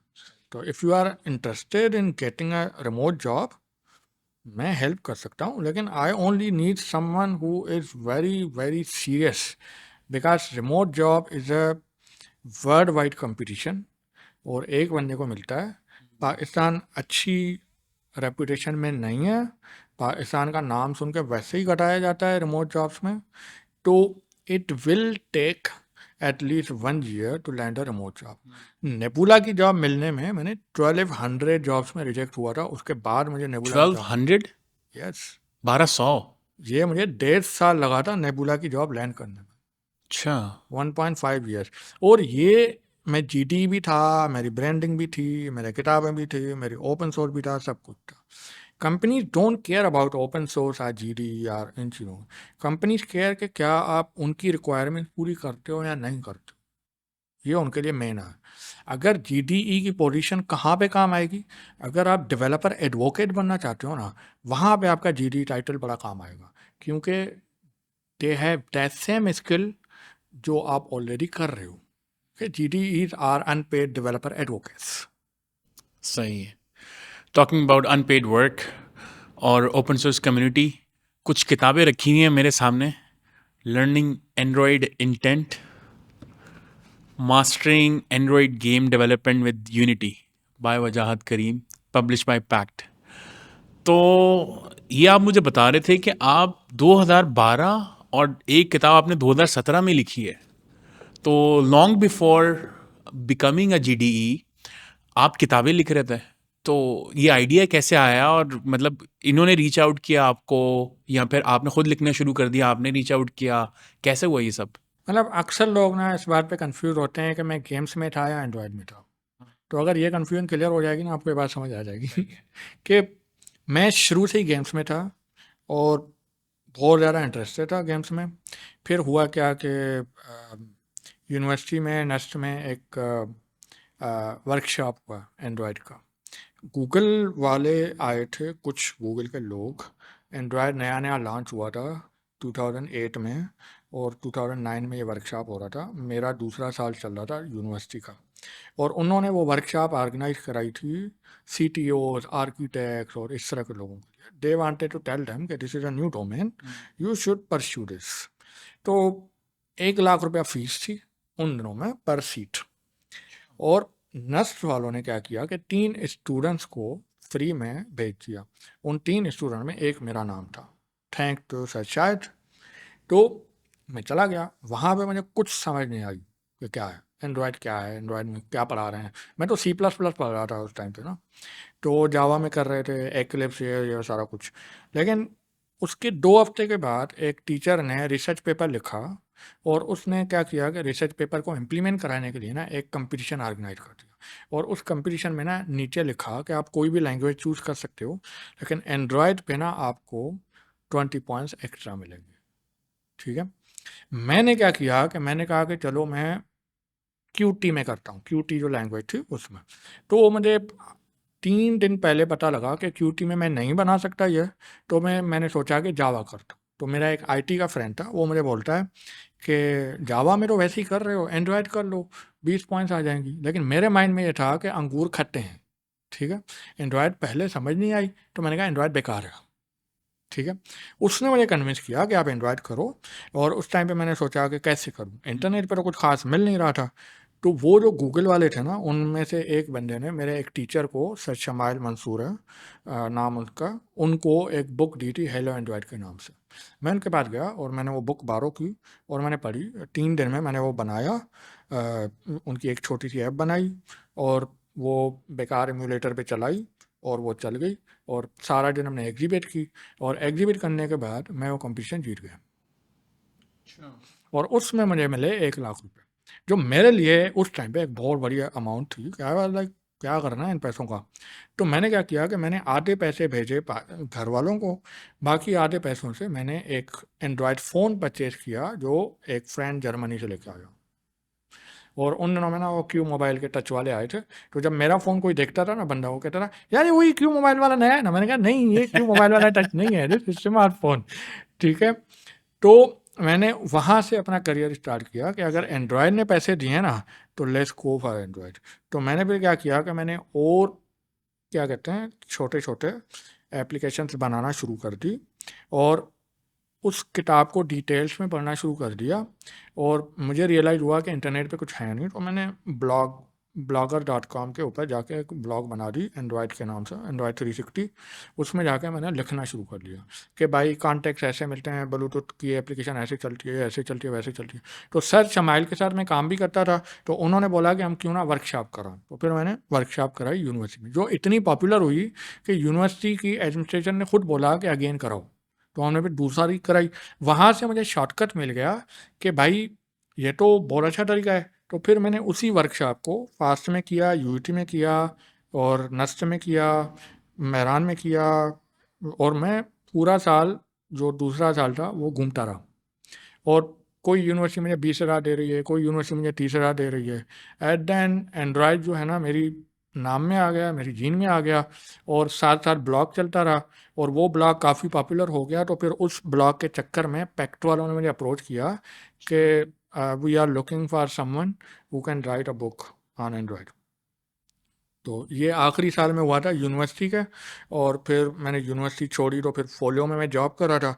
उन दिनों में हमने बुक लिखना शुरू की थी। जो दूसरा जो को ऑथर है ना उसामा बिन आफ्ताब, वो मेरे साथ फोलियो में ही काम करता था, तो हम दोनों ने मिल के ये बुक लिखी थी। Zabardast, Zabardast. And about the second book, Android Game Development with Unity. Second book पहली बुक से आ गई कि you are a good writer, and मैं उन दिनों में स्टार्टअप कर रहा था, तो मैंने कहा चलो थोड़े पैसे मिल जाएंगे तो कर लेते। And you were telling me about the numbers. तो तकरीबन कितनी सेल हो चुकी हैं दोनों किताबें? इनकी टोटल अगर हम कंबाइन करें तो 80,000 हो गए। माशाल्लाह, 80,000 बुक्स। मुझे याद है एक दिन मेरा एक फ्रेंड था, वो कनाडा में था, तो वो किसी यूनिवर्सिटी में पढ़ रहा था, तो उस यूनिवर्सिटी की लाइब्रेरी में ना ये बुक पढ़ी हुई वाओ, एंड्रॉयड इंटरनेट। तो उसने मुझे पिक्चर निकाल के भेजी थी कि भाई तुम्हारी तो बुक यहाँ पे पड़ी हुई है। मैंने कहा अच्छा है। amazing. Alhamdulillah, Alhamdulillah. And about this third book, very interesting. Mubashshir goes to school by वजाहत करीम. तो ये आइडिया कैसे आया और ये एग्जैक्टली है क्या? हम्म ये आइडिया आया कि मैं कुछ बिजनेस सोच रहा था बेसिकली करने के लिए, side hustle something like that. तो टिकटॉक उन दिनों में खोलना शुरू किया था, क्योंकि मुझे रियलाइज़ हुआ कि बहुत सारे लोग टिकटॉक करें। तो फिर उन्होंने मुझे बोला कि भाई टिकटॉक जब खोलो ना तो 5 मिनट के अंदर ना आपका दिमाग ख़राब हो जाता। कैसे? पहली वीडियो आएगी कि देखो मैंने ड्रॉप शिपिंग से $30,000 बना दिए। दूसरी वीडियो आएगी गरीबों गरीबों, ठीक है। फिर तीसरी वीडियो आएगी देखो मैं तो ट्रेडिंग कर रहा हूँ, स्टॉक ट्रेडिंग कर रहा हूँ और इतने पैसे बना रहा हूँ। मैंने 10 आईफोन ख़रीद लिए हैं, 20 गाड़ियाँ ख़रीद ली हैं, लैंड क्रूज़र ख़रीद लिया है, ठीक है। फिर उन दिनों में जनरेटिव एआई चैट जीपीटी नया नया आया था, तो ये इमेजेस का उन्होंने बताया कि भाई ये है। तो एट देन आई रियलाइज कि अगर एक 15 साल का 16 साल का बच्चा जब टिकटॉक खोलेगा तो क्या सोचेगा। मतलब मैं खुद इतना एक्साइटेड हो गया था कि चलो यार ड्रॉप शिपिंग करते हैं, मैं ना नीच फाइंड करता हूँ, चलो यार मैं भी ना ऐसे करता हूँ, वाकई पैसे मिलते हैं। तो वो तो मेरी बेगम थी, उसने बोला कि इन चक्रों में पड़ गए हो तुम, अच्छा भला काम कर रहे हो वो करो। तो मैंने कहा हाँ वाकई। तो एट द एंड मतलब उन लोगों के लिए जो लोग टिकटॉक के ऊपर यहाँ सोल्यूशन ढूंढ रहे हैं, shortcut does not exist, it will take time. जो बंदा $30,000 ड्रॉप शिपिंग पे बना रहा है ना, उसको कम से कम 4-5 साल लगे हैं उस पोजीशन पे पहुंचने पे। वो अभी जाके सेल कर रहा है, वो तो अपना मंजन सेल कर रहा है कि मेरा कोर्स बाय कर लो, ये कर लो, वो कर लो, तो वो उसलिए कर रहा है। लेकिन eight the and it's all about consistency. और मैं कहता हूँ कि hard work is over rated, consistency is under rated. Consistency को हम नहीं देखते, हम सिर्फ hard work hard work hard work hard work करो, तो उसको हम ज़्यादा फोकस करते हैं। मैं कहता हूँ कि consistency is more important than hard work. तो जो भी मेरी लाइफ में हुआ है ना, वो कंसिस्टेंट एफर्ट्स रही हैं। हर साल थोड़ा थोड़ा, कुछ इस साल किया, कुछ उस साल किया, कुछ इन दिनों में किया, कुछ नींद हराम की, कुछ ये किया। तो ये जो बुक थी ना, ये एक एक्सपेरिमेंट था बच्चे को खुश करने के लिए, सिंपल वर्ड्स में बोलूँ तो। मैं स्टोरी बुक ढूंढ रहा था उसके लिए, और मुझे उस तरह की इंटरेस्टिंग किस्म की स्टोरीज मिल नहीं रही थी। तो मैंने सोचा कि चलो जनरेटिव एआई पे थोड़ा एक्सपेरिमेंट करना है। तो मैं ये सोच रहा था कि क्या बनाऊँ क्या बनाऊँ क्या बनाऊँ, कौन सी इमेज बनाऊँ क्या बनाऊँ। तो फिर वहाँ से मुझे आइडिया आया कि क्यों ना मैं एक स्टोरी बुक बनाऊँ। तो मैंने 3 स्टोरी बुक्स बनाई थी, ये उनमें से एक है। तो और कुछ नहीं, तो बस बच्चा बड़ा खुश है, ठीक है, अल्लाह का शुक्र है। अमेजिंग। तो वो और you are also telling me कि ये आपने पब्लिश की अमेजोन पे, और अभी आप एक स्क्रीनशॉट भी दिखा रहे थे, बड़ा हैवी नंबर आया हुआ था अर्निंग में। हैवी नंबर कुछ ज़्यादा ही हैवी नंबर था। तो मैंने ये पब्लिश इसलिए की थी कि अभी मैं 2 और बुक्स लिख रहा हूँ, और मेरा इरादा है कि उन 2 बुक्स को मैं सेल्फ पब्लिश करूँ। तो मैं अभी इस बार पैक्ट के साथ या किसी और पब्लिशर के साथ नहीं जा रहा. There is a difference between going with publisher and going self. तो मैं सेल्फ पब्लिशिंग को ट्राई करना चाह रहा था. उस टाइम में मैंने सोचा कि पूरा प्रोसेस देख लेते हैं कि अमेज़न के ऊपर बुक पब्लिश होती कैसे है. तो फिर ये जब मैंने फिनिश की ना, तो मैंने सोचा कि चलो पब्लिश करके देखते हैं. मतलब मेरी मोटिवेशन थी प्रोसेस देखने के लिए. तो फिर मैंने बैठ के पब्लिश कर दिया. ठीक है, तो जो बड़ा नंबर है वो है $0.07. ठीक है, जो मैंने इस बुक से बनाया है 3 महीने में. ठीक है, तो अगर आपको लगता है कि कोई बंदा $12,000 बना रहा है बुक पब्लिशिंग से, एआई से, तो वो एक फेक गुरु है. You can not make that kind of money. हाँ, इस तरीके से भी मेरे ख्याल है कह सकते हैं कि वो जो शॉर्टकट दिखा रहा है ना, वो पॉसिबिलिटी नहीं है. Definitely there will be people जो कि पैसा बना रहे होंगे वहाँ पे, लेकिन वो जो ख्वाब आपको दिखा रहा है कि 3 महीने में आपका ये हो जाएगा और साल में इतनी अर्निंग आना शुरू हो जाएगी, वो पॉसिबिलिटी नहीं है. तो 2 हफ्ते वाला गेम सेल करते हैं ना, और हाँ. जिसको हम मजाक में बोलते हैं कि 25 दिन में पैसे डबल. ठीक है, सही है. तो ये सही है. 25 दिन वाला काम जो है ना, नहीं करना चाहिए. सही है. तो 25 दिन में पैसा डबल से याद आया कि आपको एक ऑफर आई थी फेसबुक से. हर पाकिस्तानी का ख्वाब है कि एक तो पाकिस्तान छोड़ जाए और उसके बाद उसको फैंग से ऑफ़र आ जाए. मतलब फैंग में अगर वो चला गया तो बस मज़े ही मज़े. तो वो एक तो ऑफ़र कैसे आई आपको पहले वो बता दें, और दूसरा ये कि आपने डिक्लाइन क्यों की. ये अच्छा रीज़न है. अच्छा, बेसिकली मैं ना ओपन सोर्स पे बड़ा काम करता था उन दिनों में ना. तो मोजिला में मैंने बहुत कंट्रीब्यूट किया. मोजिला मेरा फेवरेट ब्राउज़र रहा है, तो मैंने उनमें बड़ा कंट्रीब्यूट किया. ओपन सोर्स ब्राउज़र है, तो उनकी ऐप में मैं कुछ ना कुछ डालता रहता था. तो उन दिनों में ना मैं एक ऐप बना रहा था ऑफिस के लिए, और उस ऐप में एक इमेज की लाइब्रेरी होती है फ्रेस्को के नाम से, जो फेसबुक वालों ने बनाई थी, जो एंड्रॉयड में इमेज लोडिंग का काम करती है. मैंने वो लाइब्रेरी यूज़ की थी, लेकिन उसमें ना एक क्रैश आ रहा था. तो मैंने इशू फाइल किया कि ये आप क्रैश फिक्स कर सकते हो. तो उन्होंने कहा कि हमारे फ़िलहाल के रोड मैप में नहीं है ये, लेकिन मेरी एप्लीकेशन उससे ख़राब हो रही थी. तो मैंने क्या किया कि मैंने खुद से उस क्रैश को फिक्स करके और वो कोड अपने एप्लीकेशन में डाल दिया. मेरा एप्लीकेशन का काम हो गया, और उनको ऐसे ही पुल रिक्वेस्ट बना के दे दी. उन्होंने क्या किया कि कुछ दिन के बाद वो पुल रिक्वेस्ट मर्ज कर दी, और मुझे 3-4 दिन के बाद मेल आई, are you interested in working at Facebook. अब मेरे माइंड में ये था कि ना तो मैंने लीड कोड किया है, ना तो मैंने कोई तैयारी की है, ना तो कुछ किया है, और मेरा कोई इरादा भी नहीं है मुल्क से बाहर जाने का. मेरा कोई इरादा भी नहीं है फेसबुक वगैरह में काम करने का. वैसे भी फेसबुक इतनी अच्छी नहीं लगती मुझे, तो मैं यूज़ भी बहुत कम करता हूँ. तो मैंने कहा कि लेट्स सी कि बगैर तैयारी के आप कितने इंटरव्यूज क्लियर कर सकते हो. ठीक है. ये मोटिवेशन थी. सही है. मैंने कहा yes, I am very interested in Facebook. ठीक है, तो उन्होंने कहा ठीक है. अब मुझे पहली बात ये समझनी चाहिए कि बहुत सारे लोगों को पाकिस्तान में ये नहीं पता होता कि एक रिक्रूटर में और एक आउटसोर्सर में और एक एचआर में क्या फ़र्क है. हम इन तीनों लोगों को एक ही बंदा समझते हैं. उस बंदे ने अपनी प्रोफाइल पे लिखा हुआ था रिक्रूटर.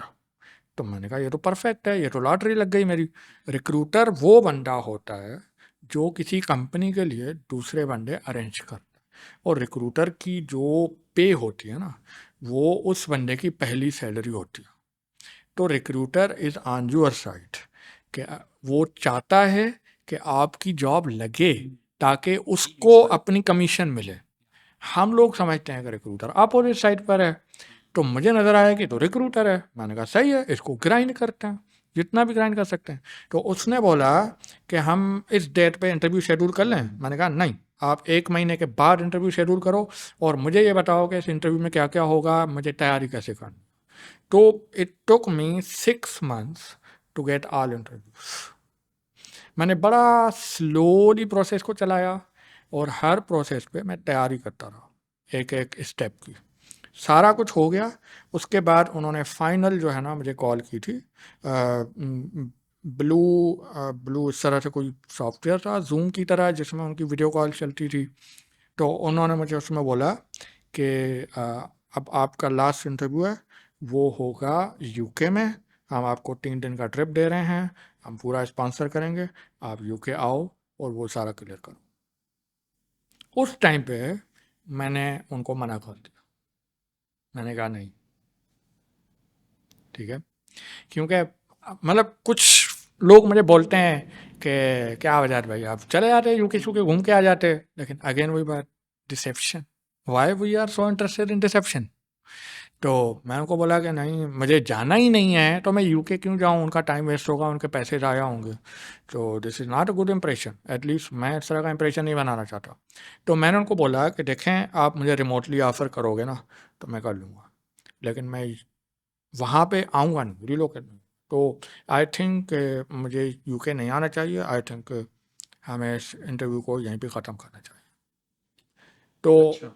वो जो लेडी थी ना, उन्होंने इतना अप्रिशिएट किया इस गेस्चर को कि मतलब आप पहले से हमें बता रहे हो, हमारे पैसे बच गए, हमारा टाइम बच गया। एंड और तो वो जब बात ख़त्म हुई ना, तो मैंने उनको ऐसी कैजुअली बोला कि वैसे कितनी ऑफ़र है, मतलब नंबर क्या है। तो उसने बोला कि 185,000 पाउंड्स सैलरी। और फिर उसने बोला कि आगे पर्क्स हैं, बेनिफिट्स हैं, बहुत सारे बेनिफिट्स बता रही थी कि हम आपको फ्लैट ढूंढने में हेल्प करेंगे, हम आपका स्कूल में हेल्प करेंगे बच्चों के लिए, ये वो। तो और साल में हम आपको 2 कंट्रीज में घूमने का पूरा स्पॉन्सर करेंगे, हर साल आपको नया गैजेट मिलेगा, आईफोन, ये वो, ऐसे वैसे। तो लंबी जोड़ी लिस्ट थी। तो अब ऑब्वियसली मेरी नीयत ख़राब हो रही थी थोड़ी सी, सही है मतलब, भाई मैं एक मिडिल क्लास का बंदा हूँ हाँ। और मेरे पास फाइनेंशियल सर्कमस्टेंसेस हैं, प्रॉब्लम्स हैं, तो this was a good opportunity. तो मैंने 99 उनको बोला, 99% ऑफ द पाकिस्तानी हाँ, अवाम विल टेक इट। तो मैंने उनको बोला कि एक काम करते हैं ना, मैं आप कंप्लीटली अभी आइडिया को डिसमिस नहीं करो, हम कल मैं आपको बताऊँ, ठीक है। मैंने कहा लेट मी थिंक। तो उसने कहा ठीक है, सही है। तो मैंने कहा चाहिए। अब क्या हुआ कि दूसरे दिन सैटरडे था और मुझे वापस हाला जाना था, ठीक है। मेरी बेगम जो है वो उन दिनों में हाला में थी, अब्बू भी हाला में थे, तो मैं यहाँ पे अकेला रह रहा था, तो मैंने कहा मैं हाला जाता हूँ, ठीक है। तो मैं सुबह को बस में बैठा, सारा टाइम सोचता रहा, मैंने अभी बेगम को भी नहीं बैठाया था, किसी को भी नहीं बैठाया था कि तकरीबन डन हो गया ना सीन। तो मैंने कहा चलो फिर चलते हैं। तो जैसे ही मैं घर पहुंचा ना, तो सुबह को 9-10 बजे मैं घर पहुंचा था, सवेरे निकलता था। तो वाइफ ने दरवाज़ा खोला, तो मैंने उनसे पहला सवाल यही पूछा कि अब्बू कहाँ हैं। तो मैंने कहा अब्बू कहीं गए हुए हैं। तो अब्बू गए थे कोई सब्जी वब्जी लेने, इस तरह का कुछ। तो मैं आया और मैंने उनको बोला कि मुझे नाश्ता बना के दो, वो अब नाश्ता बना रही हैं। तो अब्बू आए अंदर, अब अब्बू को नहीं पता रहा कि मैं घर पे बैठा हुआ हूँ। तो वो आए अंदर, कहते अरे तुम आए हो। तो उन्होंने ना इतना बड़ा, उन्होंने ज़बरदस्ती का बड़ा मज़े वाला हक किया, और हक करने के बाद ना मुझे बोलते हैं कि कितने दिन लगा दिए आने में, ठीक है। और उस टाइम पे ना मुझे रियलाइज़ हुआ कि मुझे नहीं करनी चाहिए, क्योंकि मैं 2 दिन पहले होके आया था हाला, वेनेसडे को। तो मैंने सोचा कि मैं जाऊंगा यूके, 1 साल लग जाएगा, 2 साल लग जाएंगे वापस आने में। अब वो ऑलरेडी अम्मी के चक्कर में अकेले हो गए हैं, तो it's not worth it. So Wajad, you have been working since 2011। 2011 से आप काम कर रहे हैं, और हमारी जो ऑफ कैमरा पहले जो कन्वर्सेशन चल रही थी उसमें कि आपकी लाइफ में अप्स एंड डाउन्स फाइनेंशियली भी बहुत आए। दो you make a lot of money, अल्हम्दुलिल्लाह अभी भी अच्छा कमा रहे हैं, और इतना कमा रहे हैं कि माशाल्लाह आप 185,000 पाउंड की फेसबुक की ऑफ़र भी आपने डिक्लाइन कर दी। तो मनी मैनेजमेंट जो है वो आज के टाइम पे, जो 4-5 साल का इंजीनियर है पाकिस्तान में, वो पाकिस्तान में भी जॉब कर रहा हो, तो मेरे ख्याल है टॉप 10% जो पाकिस्तान में लोग अर्निंग कर रहे होते हैं वो 5 साल का इंजीनियर तकरीबन कर लेता है। एक अच्छे बैंक का जो मैनेजर होता है उसकी सैलरी से ज़्यादा सैलरी 5 साल के एक्सपीरियंस वाला पाकिस्तान में रहते हुए कमा रहा है। तो क्या वजह है कि मनी मैनेजमेंट जो है ये हो नहीं पाती है? तो आपका जो एक्सपीरियंस रहा है उससे मैं जानना ये चाहूँगा कि पहले क्या गलती हुई और उसके बाद आपने उसको किस तरीके से कैपिटलाइज किया। मैंने ना, मतलब मैंने एक चीज़ नोट की है, वो ये है कि पाकिस्तान में जो सेविंग्स का जो कॉन्सेप्ट है ना, वो हम लोग सैलरी से एसोसिएट करते हैं। हम लोग समझते हैं कि अगर सैलरी ज़्यादा है तो सेविंग्स ज़्यादा होगी, लेकिन एक्चुअल में होता क्या है कि आपकी सेविंग्स तब ज़्यादा होंगी जब आपके एक्सपेंसेस कम हों। फिर सैलरी कितनी भी हो इससे फ़र्क नहीं पड़ता, ठीक है। मेरी 2019 में जब मैं जीडी बनने वाला था उस टाइम पे मेरी सैलरी थी 1,19,000 रुपये, और मेरे जो सर्कल में फ्रेंड्स थे, कोई 2+ था, कोई 250 पे था, कोई, तो वो लोग मुझे अक्सर बोलते थे कि यार वजह तुम्हारी सैलरी कम क्यों है, तुमने किताबें लिखी हैं, तुमने ओपन सोर्स पे तुम ट्रेंडिंग में हो, ये हो वो हो, फिर भी तुम्हारी सैलरी कम क्यों है। तो मैं उस टाइम पे भी मतलब सिर्फ जीडी ही नहीं था, बाकी सब कुछ था। तो मैं उनको बोलता था कि 1,00,000 रुपए की सैलरी में अल्लाह के शुक्र से कराची में घर भी ले लिया, कराची में गाड़ी भी ले ली, मुझे और क्या चाहिए, ठीक है। तो फिर एक दिन क्या हुआ कि मेरा एक फ्रेंड है जो उस बेकार कंपनी में काम करता था, और उन दिनों में वो करोला में घूमता था, उसकी अपने पास गाड़ी थी, लेकिन वो रेंट के घर पे रहता था। अब उसकी लाइफ जो है ना मेरी लाइफ से बहुत पहले शुरू हुई अर्निंग के हिसाब से, कि वो फ्रीलांसिंग भी करता है, जॉब्स भी करता है, और बहुत सारे काम करता है। तो वो आया एक दिन मेरे पास, कहता है कि यार वजह 10 साल हो गए तुम्हारी दोस्ती को, और मैं तो अभी भी रेंट पे रहता हूँ, और तुमने तो अपना घर ले लिया माशाल्लाह से, तो मुझे बताओ कि तुमने ऐसा क्या किया, तो मैं क्या करूं। मतलब वो सिंपल वर्ड्स में बोल रहा था कि मैं क्या करूं। मैंने उसके हाथ में ना वॉच पहनी हुई थी, तो मैंने उसके वॉच पे हाथ रख के बोला कि सबसे पहले ना ये निकालना पड़ेगा। तो कहता है मतलब। उसने एप्पल वॉच पहनी हुई थी। वो 2 महीने पहले अपनी बेगम को लेकर तुर्की घूमने गया था, और वहाँ पे वही 15 लाख रुपए खर्च करके आया था। तो मैंने कहा कि भाई, it's not about savings, it's not about your salary, it's about your expenses. अगर आप 10 लाख रुपए जाके थाईलैंड की ट्रिप पे लेके आते हो, तो फिर घर भूल जाओ, यहाँ तो ज़िंदगी जियो, यहाँ तो घर बाय करो, ठीक है। मेरे लिए घर मैटर करता था, क्योंकि हम लोग, मैंने देखा है कि जो अक्सर इंटीरियर इनके लोग होते हैं ना, हम लोगों की प्रायोरिटीज़ होती हैं कि घर लेना। मैंने कराची में देखा है कि कराची में माइंडसेट थोड़ा डिफरेंट होता है। वो कहते हैं कि हम घर के ऊपर पैसे लगाएं, इससे अच्छा है कि हम बिज़नेस के ऊपर पैसे लगाएं। लेकिन मेरे जैसा बंदा सोचता है, जब मेरी शादी हुई थी उस टाइम पे मेरे पास पैसे नहीं थे, घर नहीं था, कुछ भी नहीं था, रहने की जगह नहीं थी। तो आसिफ जाफरी के घर में हम 2 दिन रहे थे, नए नए शादीशुदा लोग, ठीक है। तो मेरे लिए उस टाइम पे घर बहुत ज़रूरी था। मैंने कहा आईटी इंडस्ट्री की जॉब कभी आ रही है, कभी नहीं आया, कभी क्या है, घर अपना होना चाहिए। तो मैंने पहले एक छोटा सा कर लिया एज रेंट से निकलने के लिए, और जब वो सारा हो गया, उसके सारे लोन्स क्लियर हो गए, सब कुछ हो गया, उसके बाद फिर मैंने और सेविंग करके अभी अल्लाह का शुक्र है 2 साल पहले मैं उस घर के 3 टाइम ज़्यादा वाले घर में शिफ्ट हुआ। अभी मैं फोकस कर रहा हूँ अपने बिजनेस पे, रिमोट करो पे, इन सब चीज़ों पे, ठीक है। तो एक चीज़ और है जो मैं देखता हूँ कि यहाँ के जो आप जिन लोगों की बात कर रहे हैं डेवलपर्स की, के उनमें ऐसा क्या है जो मैनेजमेंट नहीं कर पाते, वो है ट्रैकिंग। जब हम उनसे ये पूछते हैं ना कि भाई आपने पिछले महीने में दूध के ऊपर कितना खर्च किया, या आपने पिछले महीने सबसे बड़ा खर्चा कौन सा किया, तो उनको याद नहीं होता। उनको पता ही नहीं है कि कितने पैसे आ रहे हैं और कहाँ जा रहे हैं और क्या क्या है, कौन सी नीड है, कौन सी लग्जरी है, ये डिफ्रेंशिएट नहीं कर पाते, ठीक है। तो मैं आपको एक चीज़ दिखाता हूँ, ये कैमरा में, ठीक है। ये एक एप्लीकेशन है, इसमें आप देखोगे 2015 से मैं अपने सारे एक्सपेंसेस ट्रैक कर रहा हूँ। मतलब अगर मैं किसी चाय के ढाबे पे 30 रुपए की चाय पी है ना, तो वो भी इस एप्लीकेशन में लिखा हुआ है कि मैंने 30 रुपए की भी चाय पी है, ठीक है। अब बहुत सारे लोगों ने बीच में शुरू किया था, लेकिन दिस नीड्स अ कंसिस्टेंसी, कि आपको रोज़ करना है। और मैं 7 ईयर से 8 ईयर से डेली कर रहा हूँ अभी भी, ठीक है। इसमें तो सिर्फ मुझे ये फ़ायदा होता है कि सबसे पहले मुझे ये अंडरस्टैंडिंग होती है कि पिछले महीने एक्सपेंसेस ज़्यादा क्यों हुए, इस महीने मैं कौन सी चीज़ निकाल सकता हूँ।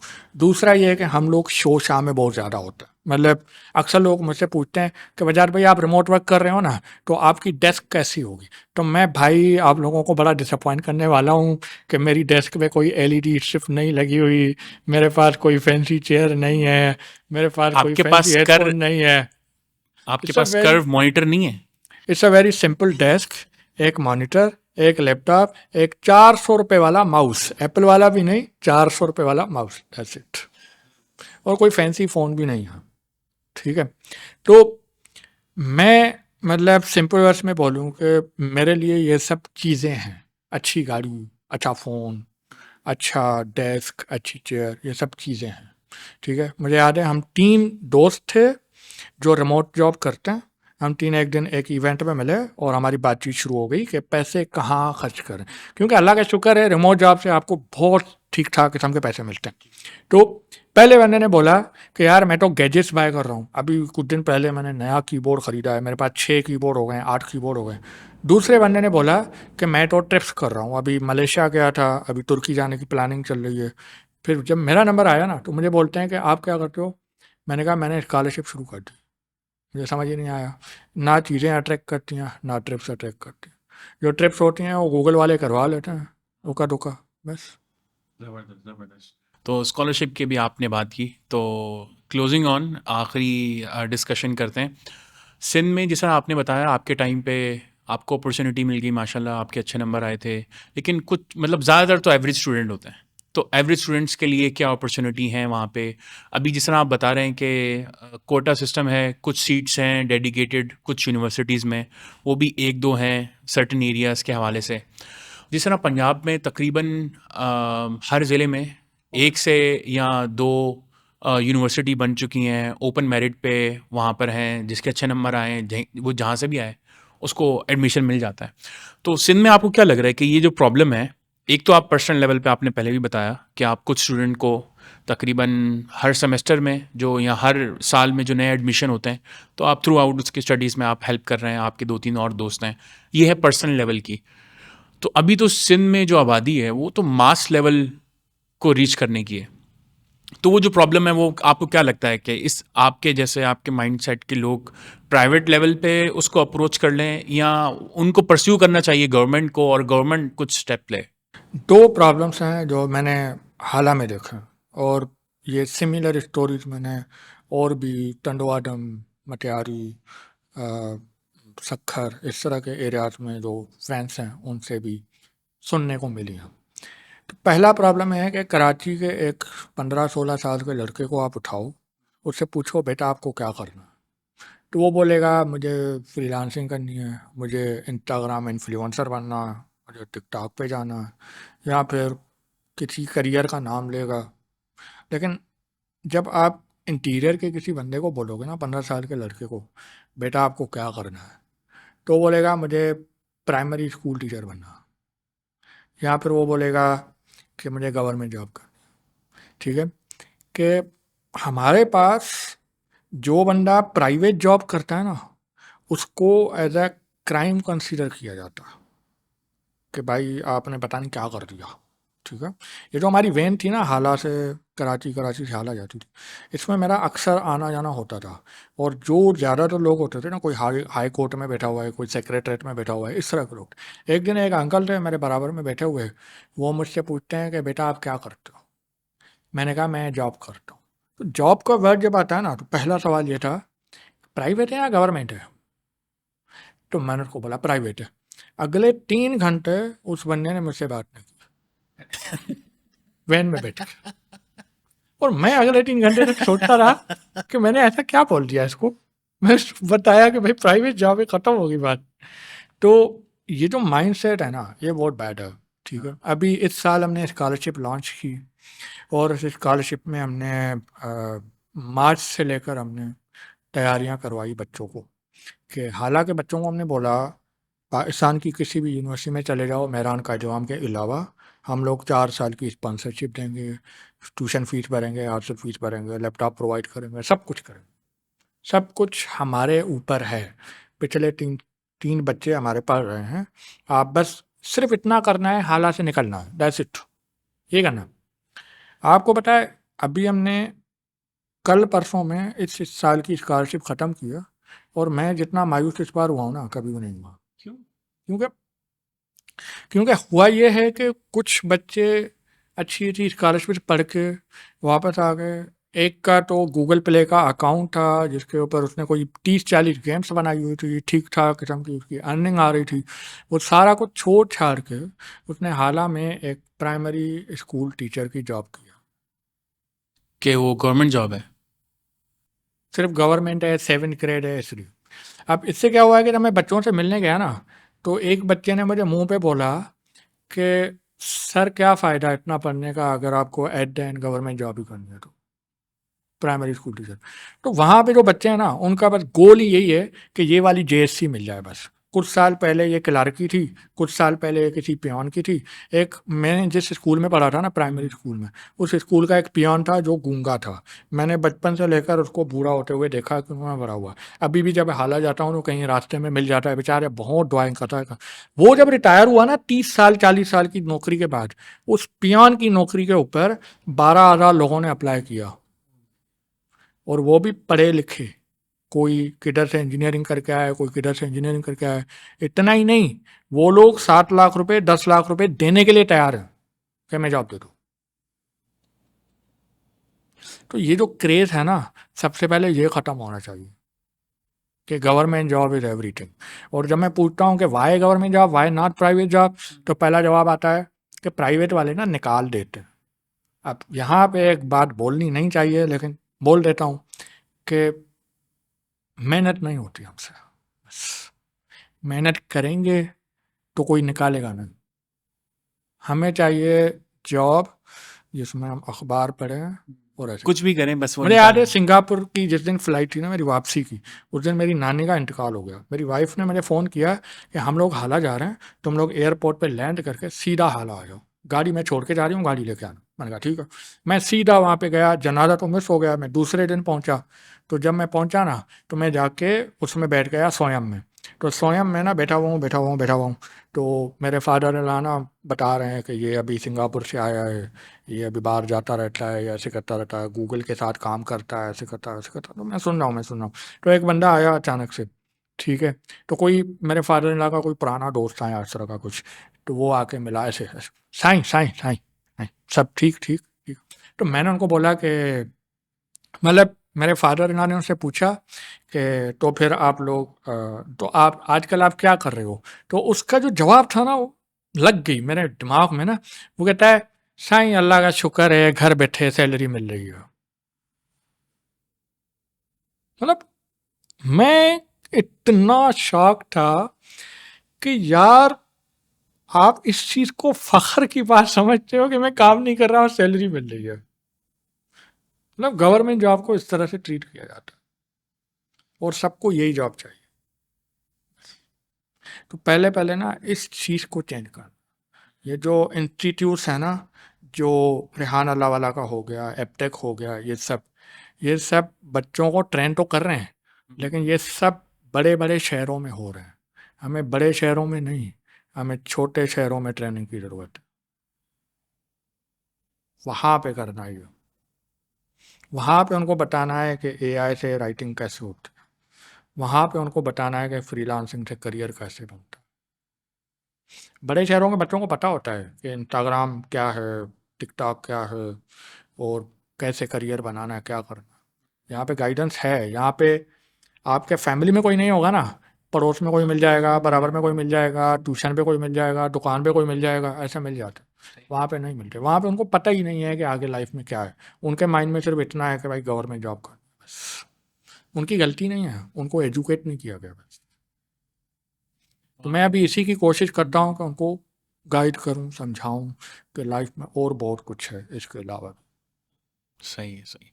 Thank you so much Wajahat for joining us today in today's episode. बहुत अच्छा लगा आपकी जर्नी सुन के, एंड पर्सनली 2-3 पॉइंट्स पे मैं पर्सनली इंस्पायर हुआ हूँ। आपने जो लाइफ में डिसीजन लिए हैं, जो हार्डशिप्स देखी हैं, and way you are right now. Pakistan में जितने भी यंग लोग हैं, उनके उनके ख्वाब ही होता है कि वो फैंग में, फेसबुक पे इंटरव्यू के लिए सेलेक्ट हो जाएं, लेट अलोन कि वो सिलेक्शन उनकी हो जाए। तो वो सब होने के बावजूद you are still in Pakistan. बहुत सारी दुआएं आपके लिए, आप जो मिशन लेके चल रहे हैं हेल्प आउट करने की कम्युनिटी के लिए, वो अल्लाह आपकी कबूल करे। Thank you so much again. Thank you Dan, thank you for the team जो यहाँ पे बैठी हुई है, शूट कर रही है, and geeks of Kolachi obviously for hosting here. Thank you for the invite. बहुत अच्छा लगा, मेरा पहला पॉडकास्ट था, होपफुली और भी होंगे। It was fun to talk to you, Thank you very much. Thank you so much for tuning in for today's episode. Inshallah, I'll see you in the next one.